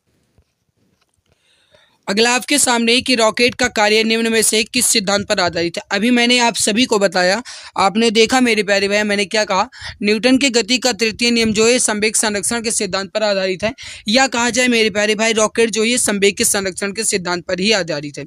तो संवेग का संरक्षण जो गाइस इससे के सिद्धांत पर रॉकेट का कार्य जो है ये आधारित होगा। मेरे प्यारे भाई ए आंसर जो है आपका बिल्कुल सही आंसर हो जाएगा। अगला आपके सामने इसको आप देखिए, रॉकेट की गति के मामले में कौन सा संरक्षण सिद्धांत लागू होता है।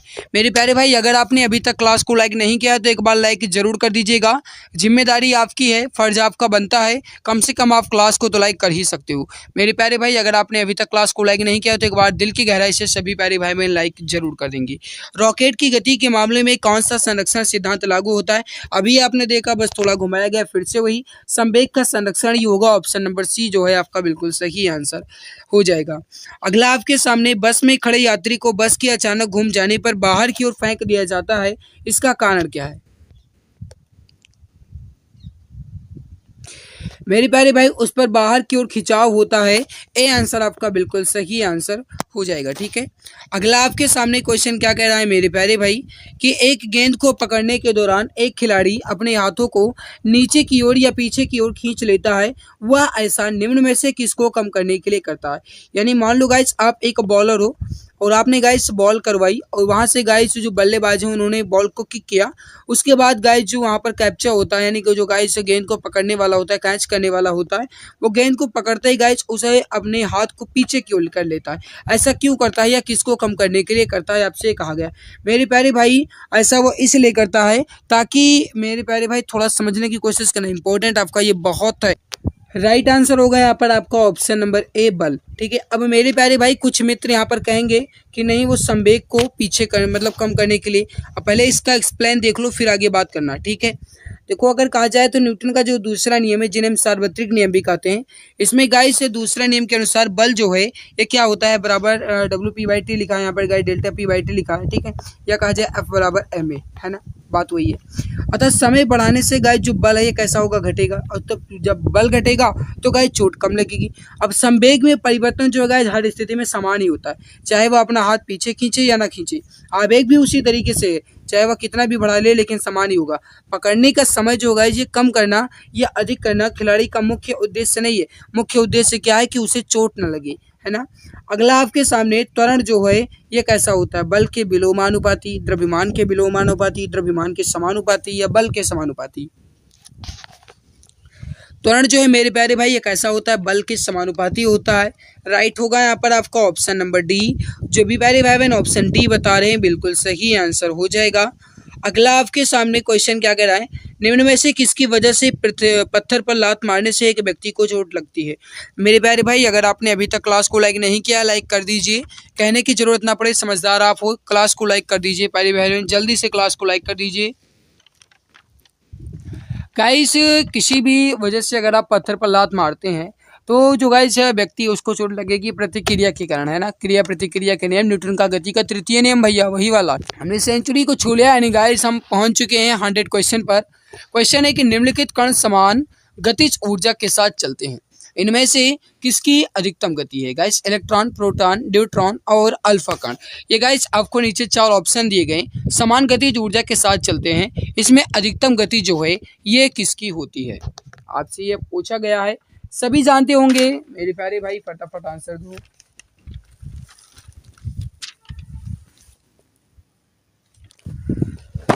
क्वेश्चन नंबर 100 का जो सही आंसर हो जाएगा वो हो जाएगा अल्फा कण। ऑप्शन डी जो है आपका बिल्कुल सही हो जाएगा, करेक्ट आंसर आपका हो जाएगा। यहाँ पर आप देख लो मेरे प्यारे भाई, पूरा एक्सप्लेन आप देख लेना। अगला आपके सामने क्वेश्चन है कि जिसका फायदा उठाने के लिए एक खिलाड़ी लंबी कूद से पहले दौड़ता है। मतलब गाइस आपसे कहा गया कि गाइस जैसे कोई एक लंबी कूद है और लंबी कूद को कूदने से पहले खिलाड़ी जो है गाइस जो कुछ दूर से दौड़ कर आता है, उसके बाद वो छलांग लगाता है ताकि वो लंबी कूद में पास हो जाए।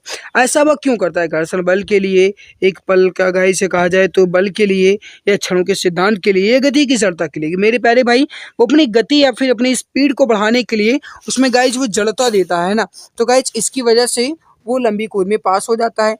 तो राइट होगा यहाँ पर आपका क्या, ऑप्शन ए बिल्कुल करेक्ट आंसर हो जाएगा। अगला आपके सामने क्वेश्चन नंबर 101 वाला शायद स्किप हो गया क्या, नहीं है 101 ही तो चल रहा था मेरे भैया। अगला क्वेश्चन नंबर 102 है। ये देखो मेरे प्यारे भाई, एक विशेष प्रणाली में लंबाई, द्रव्यमान और समय की इकाइयों को क्रमशः 10 सेंटीमीटर, 10 ग्राम और 0.1 सेकंड चुना जाता है। इस प्रणाली में बल की इकाई जो है यह किसके बराबर होगी? अब मेरे प्यारे भाई केवल थोड़ा पहाड़ जैसा घुमाया गया है और है बिल्कुल चूहिया जैसा। मतलब कहने का क्या है, एक विशेष प्रणाली है, उसमें लंबाई को गाइस 10 सेंटीमीटर कहा गया। मेरे प्यारे भाई थोड़ा समझना, 10 सेंटीमीटर ये हो गई आपकी लंबाई। द्रव्यमान जो है गाइस इसको कहा गया कितना, 10 ग्राम कहा गया, ये हो गया आपका ग्राम। फिर कहा क्या गया, समय जो है मेरे प्यारे भाई, ये जो समय है इसको कहा गया 0.1 सेकेंड। तो आप यहाँ पर देख पा रहे होंगे मेरे प्यारे भाई, ये क्या है सेंटीमीटर, ये है ग्राम और ये क्या है आपका सेकेंड। मतलब ये हो गया आपका सी एंड जी एंड एस, यानी मेरे प्यारे भाई कहा जाए तो यहाँ पर आप देखो हो जाएगा आपका 0.1 न्यूटन। अगला आपके सामने मेरे प्यारे भाई ये आप देखो, इसका पहले आंसर देखो तब बताओ, मतलब आंसर है कुछ। क्वेश्चन क्या कह रहा है कि किसी कण को साम्यावस्था में रखने के लिए बलों की न्यूनतम संख्या कितनी है। मेरे प्यारे भाई साम्यावस्था में रखने के लिए जो बलों की न्यूनतम संख्या होनी चाहिए ये कितनी होनी चाहिए, ये आपसे पूछा गया। राइट होगा यहाँ पर आपका हो जाएगा मेरे प्यारे भाई, थोड़ा समझना, ये होगा गाइस आपका 2। ठीक है, करेक्ट क्या होगा आपका, ऑप्शन नंबर बी बिल्कुल सही आंसर होगा। अगला देखो, न्यूटन की गति का पहला नियम किसकी अवधारणा देता है? सभी जानते होंगे।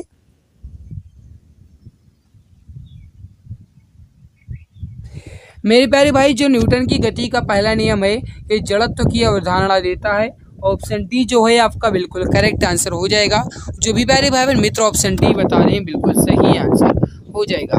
अगला आपके सामने न्यूटन के पहले नियम को भी कहा जाता है, बस वही कहा गया मेरे भाई, थोड़ा घुमाया गया। आपको बताना है न्यूटन के पहले नियम को क्या कहते हैं। फटाफट आंसर दीजिए मेरे प्यारे भाई, राइट आंसर क्या हो जाएगा? करेक्ट आंसर हो जाएगा यहाँ पर हो जाएगा जड़त्व का नियम कहते हैं। ऑप्शन नंबर बी जो है आपका बिल्कुल सही आंसर हो जाएगा। अगला आपके सामने क्वेश्चन क्या कह रहा है, इसको देखिए गाइस कि गोला दागने के बाद तोप जो है ये पीछे क्यों हटती है। इसका आंसर आप बताओ, राइट आंसर क्या होगा? दिमाग लगाना, आंसर आपका आसानी से आएगा।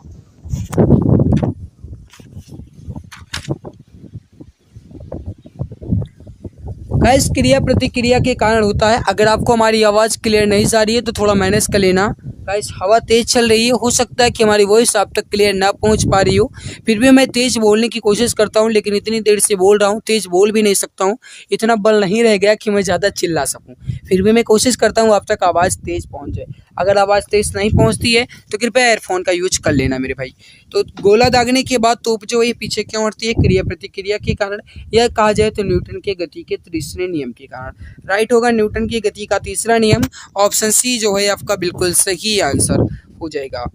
अगला आपके सामने क्वेश्चन है गाइस कि जब एक राइफल से गोली चलाई जाती है तो वह पीछे हट जाती है। राइफल और गोली की गतिज ऊर्जा का जो अनुपात है ये कैसा है? 0, 1, 1 से कम या 1 से अधिक? बताइए इसका सही आंसर क्या होगा? इसका जो सही आंसर हो जाएगा वो हो जाएगा 1 से कम। ऑप्शन सी आपका बिल्कुल सही होगा। अगला है कि जब एक चलती हुई कार अचानक रुक जाती है तो यात्री जो है मेरे प्यारे भाई ये आगे की ओर झुक जाते हैं, ऐसा किसकी वजह से होता है? फटाफट आंसर दो, राइट आंसर क्या होगा मेरे प्यारे भाई? जब चलती हुई कार है मतलब कार में क्या है मेरे प्यारे भाई? गति है, तो गति के जड़त्व के कारण होगा। अगर आपसे कहा जाता है मेरे प्यारे भाई कोई विराम में कार है, जब वो अचानक चलती है तो वो हो जाएगा आपका विराम जड़त्व। अगला आपके सामने कि एक व्हील बैरो जो है यह किसका उदाहरण है? इसका आंसर आप बताओ मेरे प्यारे भाई। यह यांत्रिकी में आपका विषय 5 साधारण यंत्र से संबंधित आपका विषय चल रहा है, ठीक है। बताओ इसका राइट आंसर क्या होगा? सही हो जाएगा, श्रेणी का सेकंड का उत्तोलक है। ऑप्शन नंबर डी जो है आपका बिल्कुल करेक्ट हो जाएगा। अगला आपके सामने क्वेश्चन है कि निम्नलिखित में से कौन कैंटिलीवर बीम का एक उदाहरण है? इसका आंसर आप बताओ मेरे प्यारे भाई, राइट आंसर क्या होगा? सही आंसर हो जाएगा यहाँ पर आपका हो जाएगा डाइविंग बोर्ड जो है मेरे प्यारे भाई ये कैंटिलीवर बीम का उदाहरण होगा। ऑप्शन नंबर ए जो है आपका बिल्कुल सही होगा।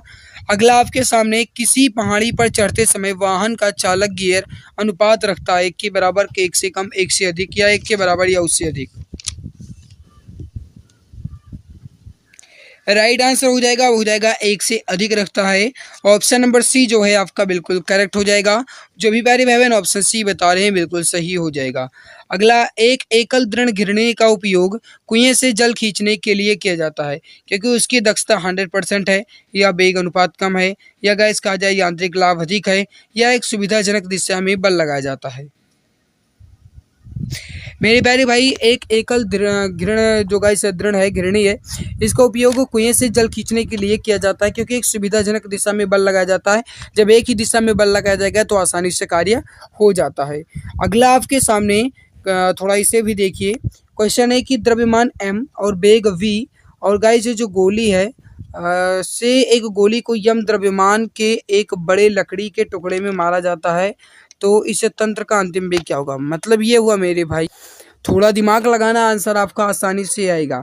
द्रव्यमान यम यानी मॉस यम, वेग यानी वेलोसिटी यम, और ये गाइस को से एक गोली को एम द्रव्यमान की यानी गोली का द्रव्यमान क्या है? एम द्रव्यमान की एक बड़े लकड़ी यानी गाइस लकड़ी का एक टुकड़ा है जिसका द्रव्यमान क्या है? कैपिटल में एम है, उसे टुकड़े में मारा जाता है तो तंत्र का जो अंतिम वेग होगा ये क्या होगा? इसका जो गाइस फार्मूला बनता है वह क्या बनता है? M A equal to capital M धन स्मॉल एम, ठीक है। तो यहाँ पर एम ए अपॉन एम धन एम, ऑप्शन बी जो है ये आपका बिल्कुल राइट हो जाएगा। नेक्स्ट आपके सामने my dear friends next question, ये आपको स्पष्ट नहीं दिख रहा है, चलो गाइस थोड़ा मैनेज कर लेना। क्या बताएं, चलो इसके स्किप कर देते हैं मेरे भाई, ठीक है, ये स्पष्ट भी नहीं दिख रहा था। अगला देखो मेरे भाई, ये थोड़ा आपको गाइस कठिन लग रहा होगा लेकिन इजी बहुत। क्वेश्चन क्या कह रहा है कि एक रबर की गेंद को 2 मीटर की ऊंचाई से गिरा दिया जाता है, यदि उथल पुथल के बाद ऊर्जा और वेग का गाइस जो नुकसान नहीं हुआ तो वह किस ऊंचाई तक बढ़ जाएगा? जब गाइस कोई नुकसान ही नहीं होता है तो वह 2 मीटर तक बढ़ जाएगा, याद रखना। राइट क्या होगा आपका? ऑप्शन सी बिल्कुल परफेक्ट होगा। अगला आपके सामने कि एक धातु की गेंद और एक रबर की गेंद दोनों का द्रव्यमान समान है तथा समान वेग के साथ लंबवत एक दीवार पर टकराते हैं। रबर की गेंद वापस उछलती है परंतु धातु की गेंद जो है यह वापस नहीं उछलती। इससे निष्कर्ष निकाला जा सकता है कि क्या होगा? ऑप्शन को देखो, आंसर दो। ये संगठन से आपका चल रहा है मेरे भाई, और मैंने आपको पहले ही बताया था कि क्लास आपकी लंबी हो सकती है, इंपॉर्टेंट क्वेश्चन है आपके। तो इसका जो सही आंसर हो जाएगा क्वेश्चन नंबर 117 का। जो भी मेरे भाई बहन बता रहे हैं कि रबर की गेंद के संवेग में अधिक परिवर्तन होता है, इससे यह निष्कर्ष जो है निकलेगा क्योंकि रबर की गेंद जो है गाइस ये दोबारा उछलेगी, मतलब इसके संवेग में परिवर्तन जो है कैसा होगा? अधिक होगा। ऑप्शन ए जो है आपका बिल्कुल करेक्ट हो जाएगा। अगला आपके सामने मेरे भाई क्वेश्चन क्या कह रहा है, किसी पहिए में बॉल बेरिंग जो है यह धारुक है, इसका कार्य क्या होता है? इसका आंसर आप बताओ, राइट आंसर क्या होगा? इसका जो सही आंसर हो जाएगा मेरे प्यारे भाई वह हो जाएगा गतिज घर्षण को लोठनिक घर्षण में परिवर्तित करना। ऑप्शन बी जो है आपका बिल्कुल सही होगा। अगला आपके सामने है, ब्रेक लगाने पर वाहन को रोकने वाला बल जो है यह कहलाता है। तो देखो मेरे भाई, ब्रेक लगाने पर वाहन को रोकने वाला बल जो है, सॉरी फॉर डिस्टर्बेंस मेरे भाई, ठीक है, फोन आ गया था। तो ब्रेक लगाने पर वाहन को रोकने वाला बल जो है यह कैसा बल होता है मेरे भाई? घर्षण बल होता है। ऑप्शन सी आपका बिल्कुल करेक्ट होगा। माय डियर फ्रेंड्स, थोड़ा समझने की यहाँ पर कोशिश करना। मैं आपको बता दूं कि ये जो क्वेश्चंस आपके सामने अब आ रहे हैं ये भले ही आपको कठिन लगे ना, लेकिन इंपॉर्टेंट क्वेश्चन है, याद रखना। ओके, अगला आपके सामने मेरे भाई क्वेश्चन क्या कह रहा है ये भी आप देखो। अब गाइस अगला आपका विषय चल रहा है, विषय नंबर 7, ठीक है, घर्षण वाला गाइस, आपका ग्रेविटेशनल वाला, ठीक है, वो मतलब गाइस फ्रिक्शन वाला। वाहन के पहियों में ठीक से वायु भरी जाती है ताकि वाहन सुचारू रूप से चलाने के लिए, या वाहन को अधिक भार उठाने में सक्षम बनाने के लिए, या वाहन की फिसलन कम तथा घर्षण को भी कम करने के लिए, या तेज रफ्तार से चलने और ईंधन बचाने के लिए।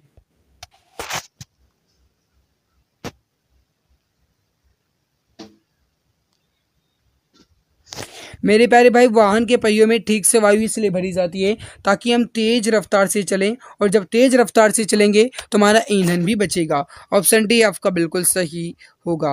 अगला आपके सामने घर्षण का कोण और विराम कोण जो है ये एक दूसरे के बराबर होते हैं, भिन्न होते हैं, अनुपातिक होते हैं, या बताइए राइट आंसर क्या होगा? मेरे प्यारे भाई, घर्षण कोण और विराम कोण जो हैं यह सदैव एक दूसरे के बराबर होते हैं। ऑप्शन ए जो है आपका बिल्कुल सही हो जाएगा। अगला आपके सामने कि एक जल उठाने वाले इलेक्ट्रिक पंप में हम बदलते हैं, किस प्रकार की ऊर्जा को हम परिवर्तित करते हैं? बताइए इसका राइट आंसर क्या होगा? कार्य ऊर्जा और शक्ति से अब आपका चल रहा है, बताइए इसका सही आंसर क्या हो जाएगा? अब आपके इंपॉर्टेंट क्वेश्चन आ गए हैं एग्जाम की दृष्टि से। राइट होगा, विद्युत ऊर्जा को हम स्थितिज ऊर्जा में बदलते हैं। राइट हो जाएगा आपका ऑप्शन नंबर ए। अगला आपके सामने मेरे भाई कि एक घड़ी के कमानी में संग्रहित ऊर्जा कैसी होती है, बताइए इसका सही आंसर क्या होगा? और अगर आपने अभी तक क्लास को लाइक नहीं किया है तो एक बार लाइक जरूर कर दीजिए, जिम्मेदारी आपकी है, फर्ज बनता है आपका, कम से कम क्लास को तो लाइक कर ही सकते हो। एक घड़ी के कमानी में जो संग्रहित ऊर्जा होती है ये कैसी होती है मेरे प्यारे भाई? इसका जो सही आंसर हो जाएगा वो हो जाएगा करेक्ट आंसर आपका गतिज, सॉरी गाइस यहाँ पर स्थितिज ऊर्जा होनी चाहिए, ठीक है, ये गाइस मैंने यहाँ पर थोड़ा टाइपिंग मिस्टेक कर दिया है, तो स्थितिज ऊर्जा आपका बिल्कुल सही होगा। अगला आपके सामने मेरे भाई कि यदि किसी पिंड के द्रव्यमान और वेग दोनों को उनके परिणाम के दोगुने तक बढ़ा दिया जाए तो गतिज ऊर्जा कैसी होगी? अब आप थोड़ा दिमाग लगाना, आंसर आपका बहुत ही आसानी से आएगा मेरे भाई। देखो, यदि किसी पिंड के द्रव्यमान और वेग दोनों को उनके परिणाम के दोगुने तक बढ़ा दिया जाता है, यानी गाइस जो इसका द्रव्यमान है ये कितना हो जाता है, एक मिनट, ये गाइस जो m है ये कितना हो जाता है, 2 हो जाता है, 2 गुना, और जो गाइस जिसका वेग है ये कितना हो जाता है, यानी v जो है ये भी आपका 2 हो जाता है। फिर क्या कहा गया, गतिज ऊर्जा जो है ये कितनी हो जाएगी मेरे प्यारे भाई? गतिज ऊर्जा बराबर क्या होता है, 1/2 mv² होता है ना? क्या होता है, 1/2 mv² होता है, काइनेटिक एनर्जी बराबर। तो 1/2 बराबर m कितना है मेरे भाई, 2, और ये कितना है मेरे भाई, v² यानी 2 है, तो 2 2 जा 4 और 4 2 जा 8। मेरे भाई यहाँ पर जो आपका सही हो वह होगा यहाँ पर आपका 4 गुना, क्योंकि गाइस 1/2 mv² है ना, ये बराबर में नहीं है, ये है गाइस आपका mv²। एक मिनट, ये है ना, m आपका 2 हो गया, यानी 2 2 जा 4 और 2 8, यानी 2/4, यानी कि गाइस 2, तो मतलब यहाँ पर होगा आपका 4 गुना। ऑप्शन बी जो है आपका बिल्कुल सही होगा। ये गाइस यहाँ पर एक गलत लिखा हुआ है, ध्यान दीजिएगा, ठीक है, ये गलत मैंने मिस्टेक कर दिया है, इसको मैं चेंज कर दूंगा। अगला है कि गतिज ऊर्जा है निर्भर करती है किस पर, बताइए इसका सही आंसर क्या हो जाएगा? 25 क्वेश्चन आपके और बचे हैं, फटाफट आंसर दे दो मेरे भैया। जो इसका सही आंसर हो जाएगा आपका वो हो जाएगा मेरे प्यारे भाई, गतिमान पिंड के द्रव्यमान और वेग दोनों पर निर्भर करती है गतिज ऊर्जा। राइट होगा आपका ऑप्शन नंबर डी, क्योंकि गाइज आपने अभी देखा गतिज ऊर्जा काइनेटिक एनर्जी बराबर होता है 1/2 mv², यानी द्रव्यमान और वेग दोनों पर निर्भर करेगी। ऑप्शन नंबर डी आपका बिल्कुल सही होगा। अगला आपके सामने निम्नलिखित में से किस मामले में कार्य करने में गतिज ऊर्जा का उपयोग किया जाता है या किया जा रहा है, बताइए इसका सही आंसर क्या होगा? देखो, दूरी तय करने के लिए साइकिल को पैडलिंग ये गलत है। दूरी तय करने के लिए कार चलाना ये भी गलत है। पवन चक्की द्वारा गेहूं के दाने को पीसना, मेरे भाई ये जो है गाइज ये गतिज ऊर्जा का उदाहरण हो जाएगा। ऑप्शन सी जो है आपका बिल्कुल सही हो जाएगा। अगला आपके सामने कि एक घर की छत से जमीन की ओर एक पत्थर गिराया गया, पत्थर की गतिज ऊर्जा अधिकतम कब होगी? सही आंसर हो जाएगा जमीन को छूने से थोड़ी देर पहले या क्षण भर पहले गाइज उसकी जो गतिज ऊर्जा है ये अधिक होगी। ऑप्शन सी आपका बिल्कुल सही होगा। अगला आपके सामने जब कोई पिंड किसी हवाई जहाज से गिरता है तो उसमें वृद्धि होती है, गतिज ऊर्जा के द्रव्यमान की या फिर त्वरण की या स्थितिज ऊर्जा की?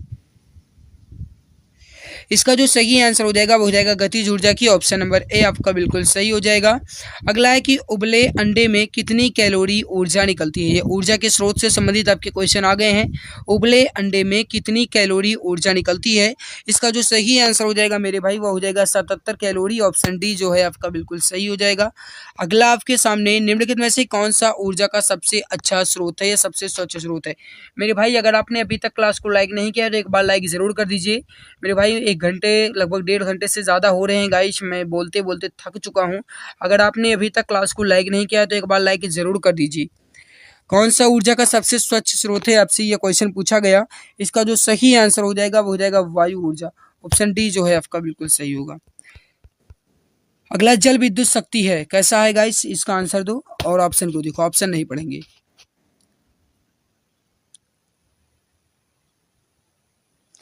नवीकरणीय प्राकृतिक संसाधन एक जल विद्युत शक्ति है। ऑप्शन डी आपका बिल्कुल करेक्ट हो जाएगा। अगला आपके सामने मेरे भाई निम्नलिखित में से कौन वैश्विक रूप से ऊर्जा का सबसे बड़ा स्रोत है? राइट आंसर हो जाएगा वो हो जाएगा नवीकरणीय ऊर्जा। ऑप्शन नंबर सी जो है आपका बिल्कुल करेक्ट हो जाएगा। अगला आपके सामने मनुष्यों को ज्ञात सबसे पुरानी प्रकार की ऊर्जा कौन सी है? Very very important question for exam, please screenshot आप ले लीजिएगा। राइट हो जाएगा आपका ऑप्शन नंबर ए पवन ऊर्जा बिल्कुल करेक्ट आंसर हो जाएगा। अगला आपके सामने एक फोटो सेल में प्रकाश ऊर्जा किस ऊर्जा के रूप में परिवर्तित की जाती है? सही आंसर हो जाएगा विद्युत ऊर्जा के रूप में। ऑप्शन डी आपका बिल्कुल सही हो जाएगा। अगला है कि निम्नलिखित में से कौन सी ऊर्जा एक गैर नवीकरणीय स्रोत है? सही आंसर हो जाएगा कोयला ऊर्जा। ऑप्शन नंबर डी आपका बिल्कुल करेक्ट हो जाएगा। अगला है निम्नलिखित में से किस प्रकार का कोयला प्रति इकाई सबसे अधिक ऊष्मा पैदा करता है? सही आंसर हो जाएगा एंथ्रेसाइट कोयला। ऑप्शन नंबर सी जो है आपका बिल्कुल करेक्ट आंसर हो जाएगा। अगला आपके सामने मेरे भाई कि वह ऊर्जा जो पृथ्वी की सतह के नीचे जमा वाष्प ऊष्मा का दोहन कर सकती है क्या कहलाती है? इसका जो सही आंसर हो जाएगा क्वेश्चन नंबर 37 का वो हो जाएगा भूतापीय ऊर्जा। ऑप्शन नंबर डी जो है आपका बिल्कुल करेक्ट आंसर हो जाएगा। अगला आपके सामने परमाणु संयंत्र में निम्न में से एक का उपयोग ईंधन के रूप में किया जाता है, वह क्या है? Very very important question exam की दृष्टि से, आप चाहे स्क्रीनशॉट ले सकते हैं।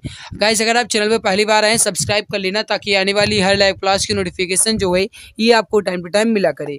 ठीक है, परमाणु संयंत्र में एक जो गाइस उपयोग के रूप में ईंधन किया जाता है वह क्या होगा? परमाणु संयंत्र में अगर कहा जाता है तो याद रखना गाइस यूरेनियम आपका बिल्कुल सही होगा। अगला आपके सामने है कि कोयले से व्यावसायिक रूप से उत्पन्न होने वाली ऊर्जा को क्या कहा जाएगा?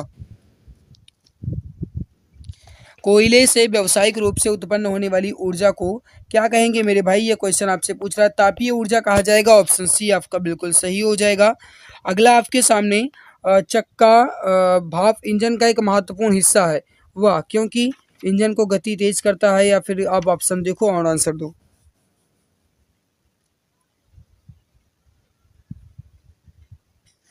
गति को समान रखने में गाइस इंजन की मदद करता है। ऑप्शन बी आपका बिल्कुल सही हो जाएगा।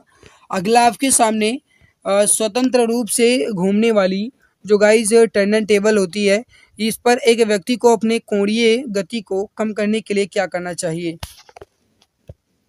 आपके कणों के निकाय से संबंधित क्वेश्चन आ गए हैं। राइट हो जाएगा क्वेश्चन नंबर 41 का। जो भी डियर फ्रेंड्स बता रहे हैं अपने हाथों को बाहर की ओर फैलाना चाहिए। ऑप्शन सी जो भी बता रहे हैं बिल्कुल सही होगा। अगला आपके सामने दौड़ के दौरान एक स्प्रिंटर के गुरुत्वाकर्षण का केंद्र जो है कैसा होता है? मेरे प्यारे भाई उसके पैरों के आगे ऑप्शन नंबर ए जो है आपका बिल्कुल करेक्ट हो जाएगा। जो भी प्यारे भाई बहन मित्र ऑप्शन ए बता रहे हैं बिल्कुल सही हो जाएगा, परफेक्ट आंसर आपका हो जाएगा। अगला आपके सामने दोनों हाथों में एक एक बाल्टी जल ले जाना आसान है, जबकि केवल एक हाथों में एक बाल्टी को ले जाना कठिन, आखिर क्यों? आप देखते होंगे गाइस, जैसे मान लो ये मान लेता हूँ आप एक गप्पू हैं और आप यहाँ पे गाइस एक बाल्टी पानी लेकर जा रहे हैं। आप देखेंगे कि आप गाइस इधर झुक जाएंगे, लेकिन गाइस अगर आप 2 बाल्टी पानी लेकर जाएंगे तो आप सीधे रहते हैं और आपको थोड़ी आसानी लगती है। ऐसा क्यों, ये आपसे पूछा गया है। सही आंसर हो जाएगा क्वेश्चन नंबर 43 का आपका। जो भी डियर फ्रेंड्स बता रहे हैं यहाँ पर कि गुरुत्व का केंद्र जो है ये शरीर के भीतर पड़ता है, ऑप्शन बी बता रहे हैं, बिल्कुल सही हो जाएगा। अगला आपके सामने किसी निकाय की जड़ता जो है, इसका गाय जो क्षण है ये उस पर निर्भर नहीं करता, किस पर? अक्ष पर, कोणीय गति पर, द्रव्यमान के रूप पर या द्रव्यमान के वितरण पर। सही हो जाएगा, वो हो जाएगा कोणीय गति पर, ऑप्शन बी आपका बिल्कुल सही हो जाएगा। अगला आपके सामने मेरे भाई क्वेश्चन क्या कह रहा है थोड़ा समझना। साइकिल के पहिए में इस्तेमाल होने वाली जो तारें हैं या जो ताड़ियां हैं या जिन्हें आप तीलियां कहते हैं, इनसे किसकी वृद्धि करते हैं?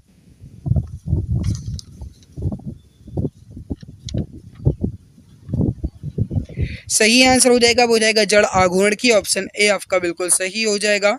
अगला है कि एक गोला विभिन्न कोणों के झुकाव परंतु समान ऊंचाई वाले 2 तालों से लुढ़कता है, ऐसा वह करता है क्यों? सही आंसर हो जाएगा क्वेश्चन नंबर 46 का आपका, वो हो जाएगा समान चाल से, ऑप्शन नंबर बी आपका बिल्कुल सही हो जाएगा। अगला आपके सामने कि जिस बिंदु पर किसी पिंड का कुल द्रव्यमान संकेंद्रित होता है उसे क्या कहते हैं? वेरी वेरी इंपॉर्टेंट क्वेश्चन है, फटाफट आंसर दो। राइट आंसर हो जाएगा आपका, वो हो जाएगा द्रव्यमान का केंद्र कहते हैं, ऑप्शन नंबर बी आपका बिल्कुल सही हो जाएगा। अगला कि किसी पिंड का भार किसी के केंद्र से गुजरता है, किसके केंद्र से? किसी भी पिंड का भार जो है किसके केंद्र से गुजरेगा? राइट आंसर हो जाएगा गुरुत्वाकर्षण के केंद्र से, ऑप्शन नंबर ए आपका बिल्कुल सही आंसर हो जाएगा। अगला आपके सामने क्वेश्चन नंबर 150 है। स्थिरावस्था में रखा हुआ एक बम अनेक छोटे छोटे टुकड़ों में फट गया, सभी अंशों का कुल संवेग जो है कैसा होगा? सही आंसर हो जाएगा, वो हो जाएगा संवेग जो है गाइस जो इसका मोमेंटम है ये कैसा होगा? शून्य हो जाएगा। ए आंसर आपका बिल्कुल सही होगा। अगला है गाइस आपके सामने गुरुत्वाकर्षण से संबंधित क्वेश्चन कि किसी निश्चित दूरी पर रखे 2 पिंडे एक दूसरे से गुरुत्वाकर्षण बल या महसूस करते हैं, यदि उनके बीच की दूरी पूर्व की दूरी से दोगुनी हो जाती है तो बल क्या होगा? बल हो जाएगा 1/4 एफ, ऑप्शन नंबर डी आपका बिल्कुल सही हो जाएगा। अगला आपके सामने गाइस की वायुमंडल को पृथ्वी से बांधकर रखने वाला क्या कहलाएगा? राइट आंसर हो जाएगा गुरुत्वाकर्षण कहलाएगा, ऑप्शन ए आपका बिल्कुल सही हो जाएगा। तो यहाँ पर आप देख लो मेरे भाई 154 क्वेश्चंस को मैंने कंप्लीट किया, यहाँ पर आप देख सकते हो। गाइस अगर आपको हमारी मेहनत अच्छी लगी है लाइक ज़रूर करना। इसकी पीडीएफ कहाँ मिलेगी अगर आप ये पूछ रहे हैं तो देख लो, इसकी पीडीएफ मिलेगी आपको टेलीग्राम पर जाकर के आप चेक कर सकते हैं। गाइस अगर आप चैनल पर पहली बार आए सब्सक्राइब कर लेना। हमारी मेहनत आपको कैसी लगी, आपका स्कोर कितना रहा 150 क्वेश्चन में, यानी 152 क्वेश्चन में, कमेंट में ज़रूर बताना।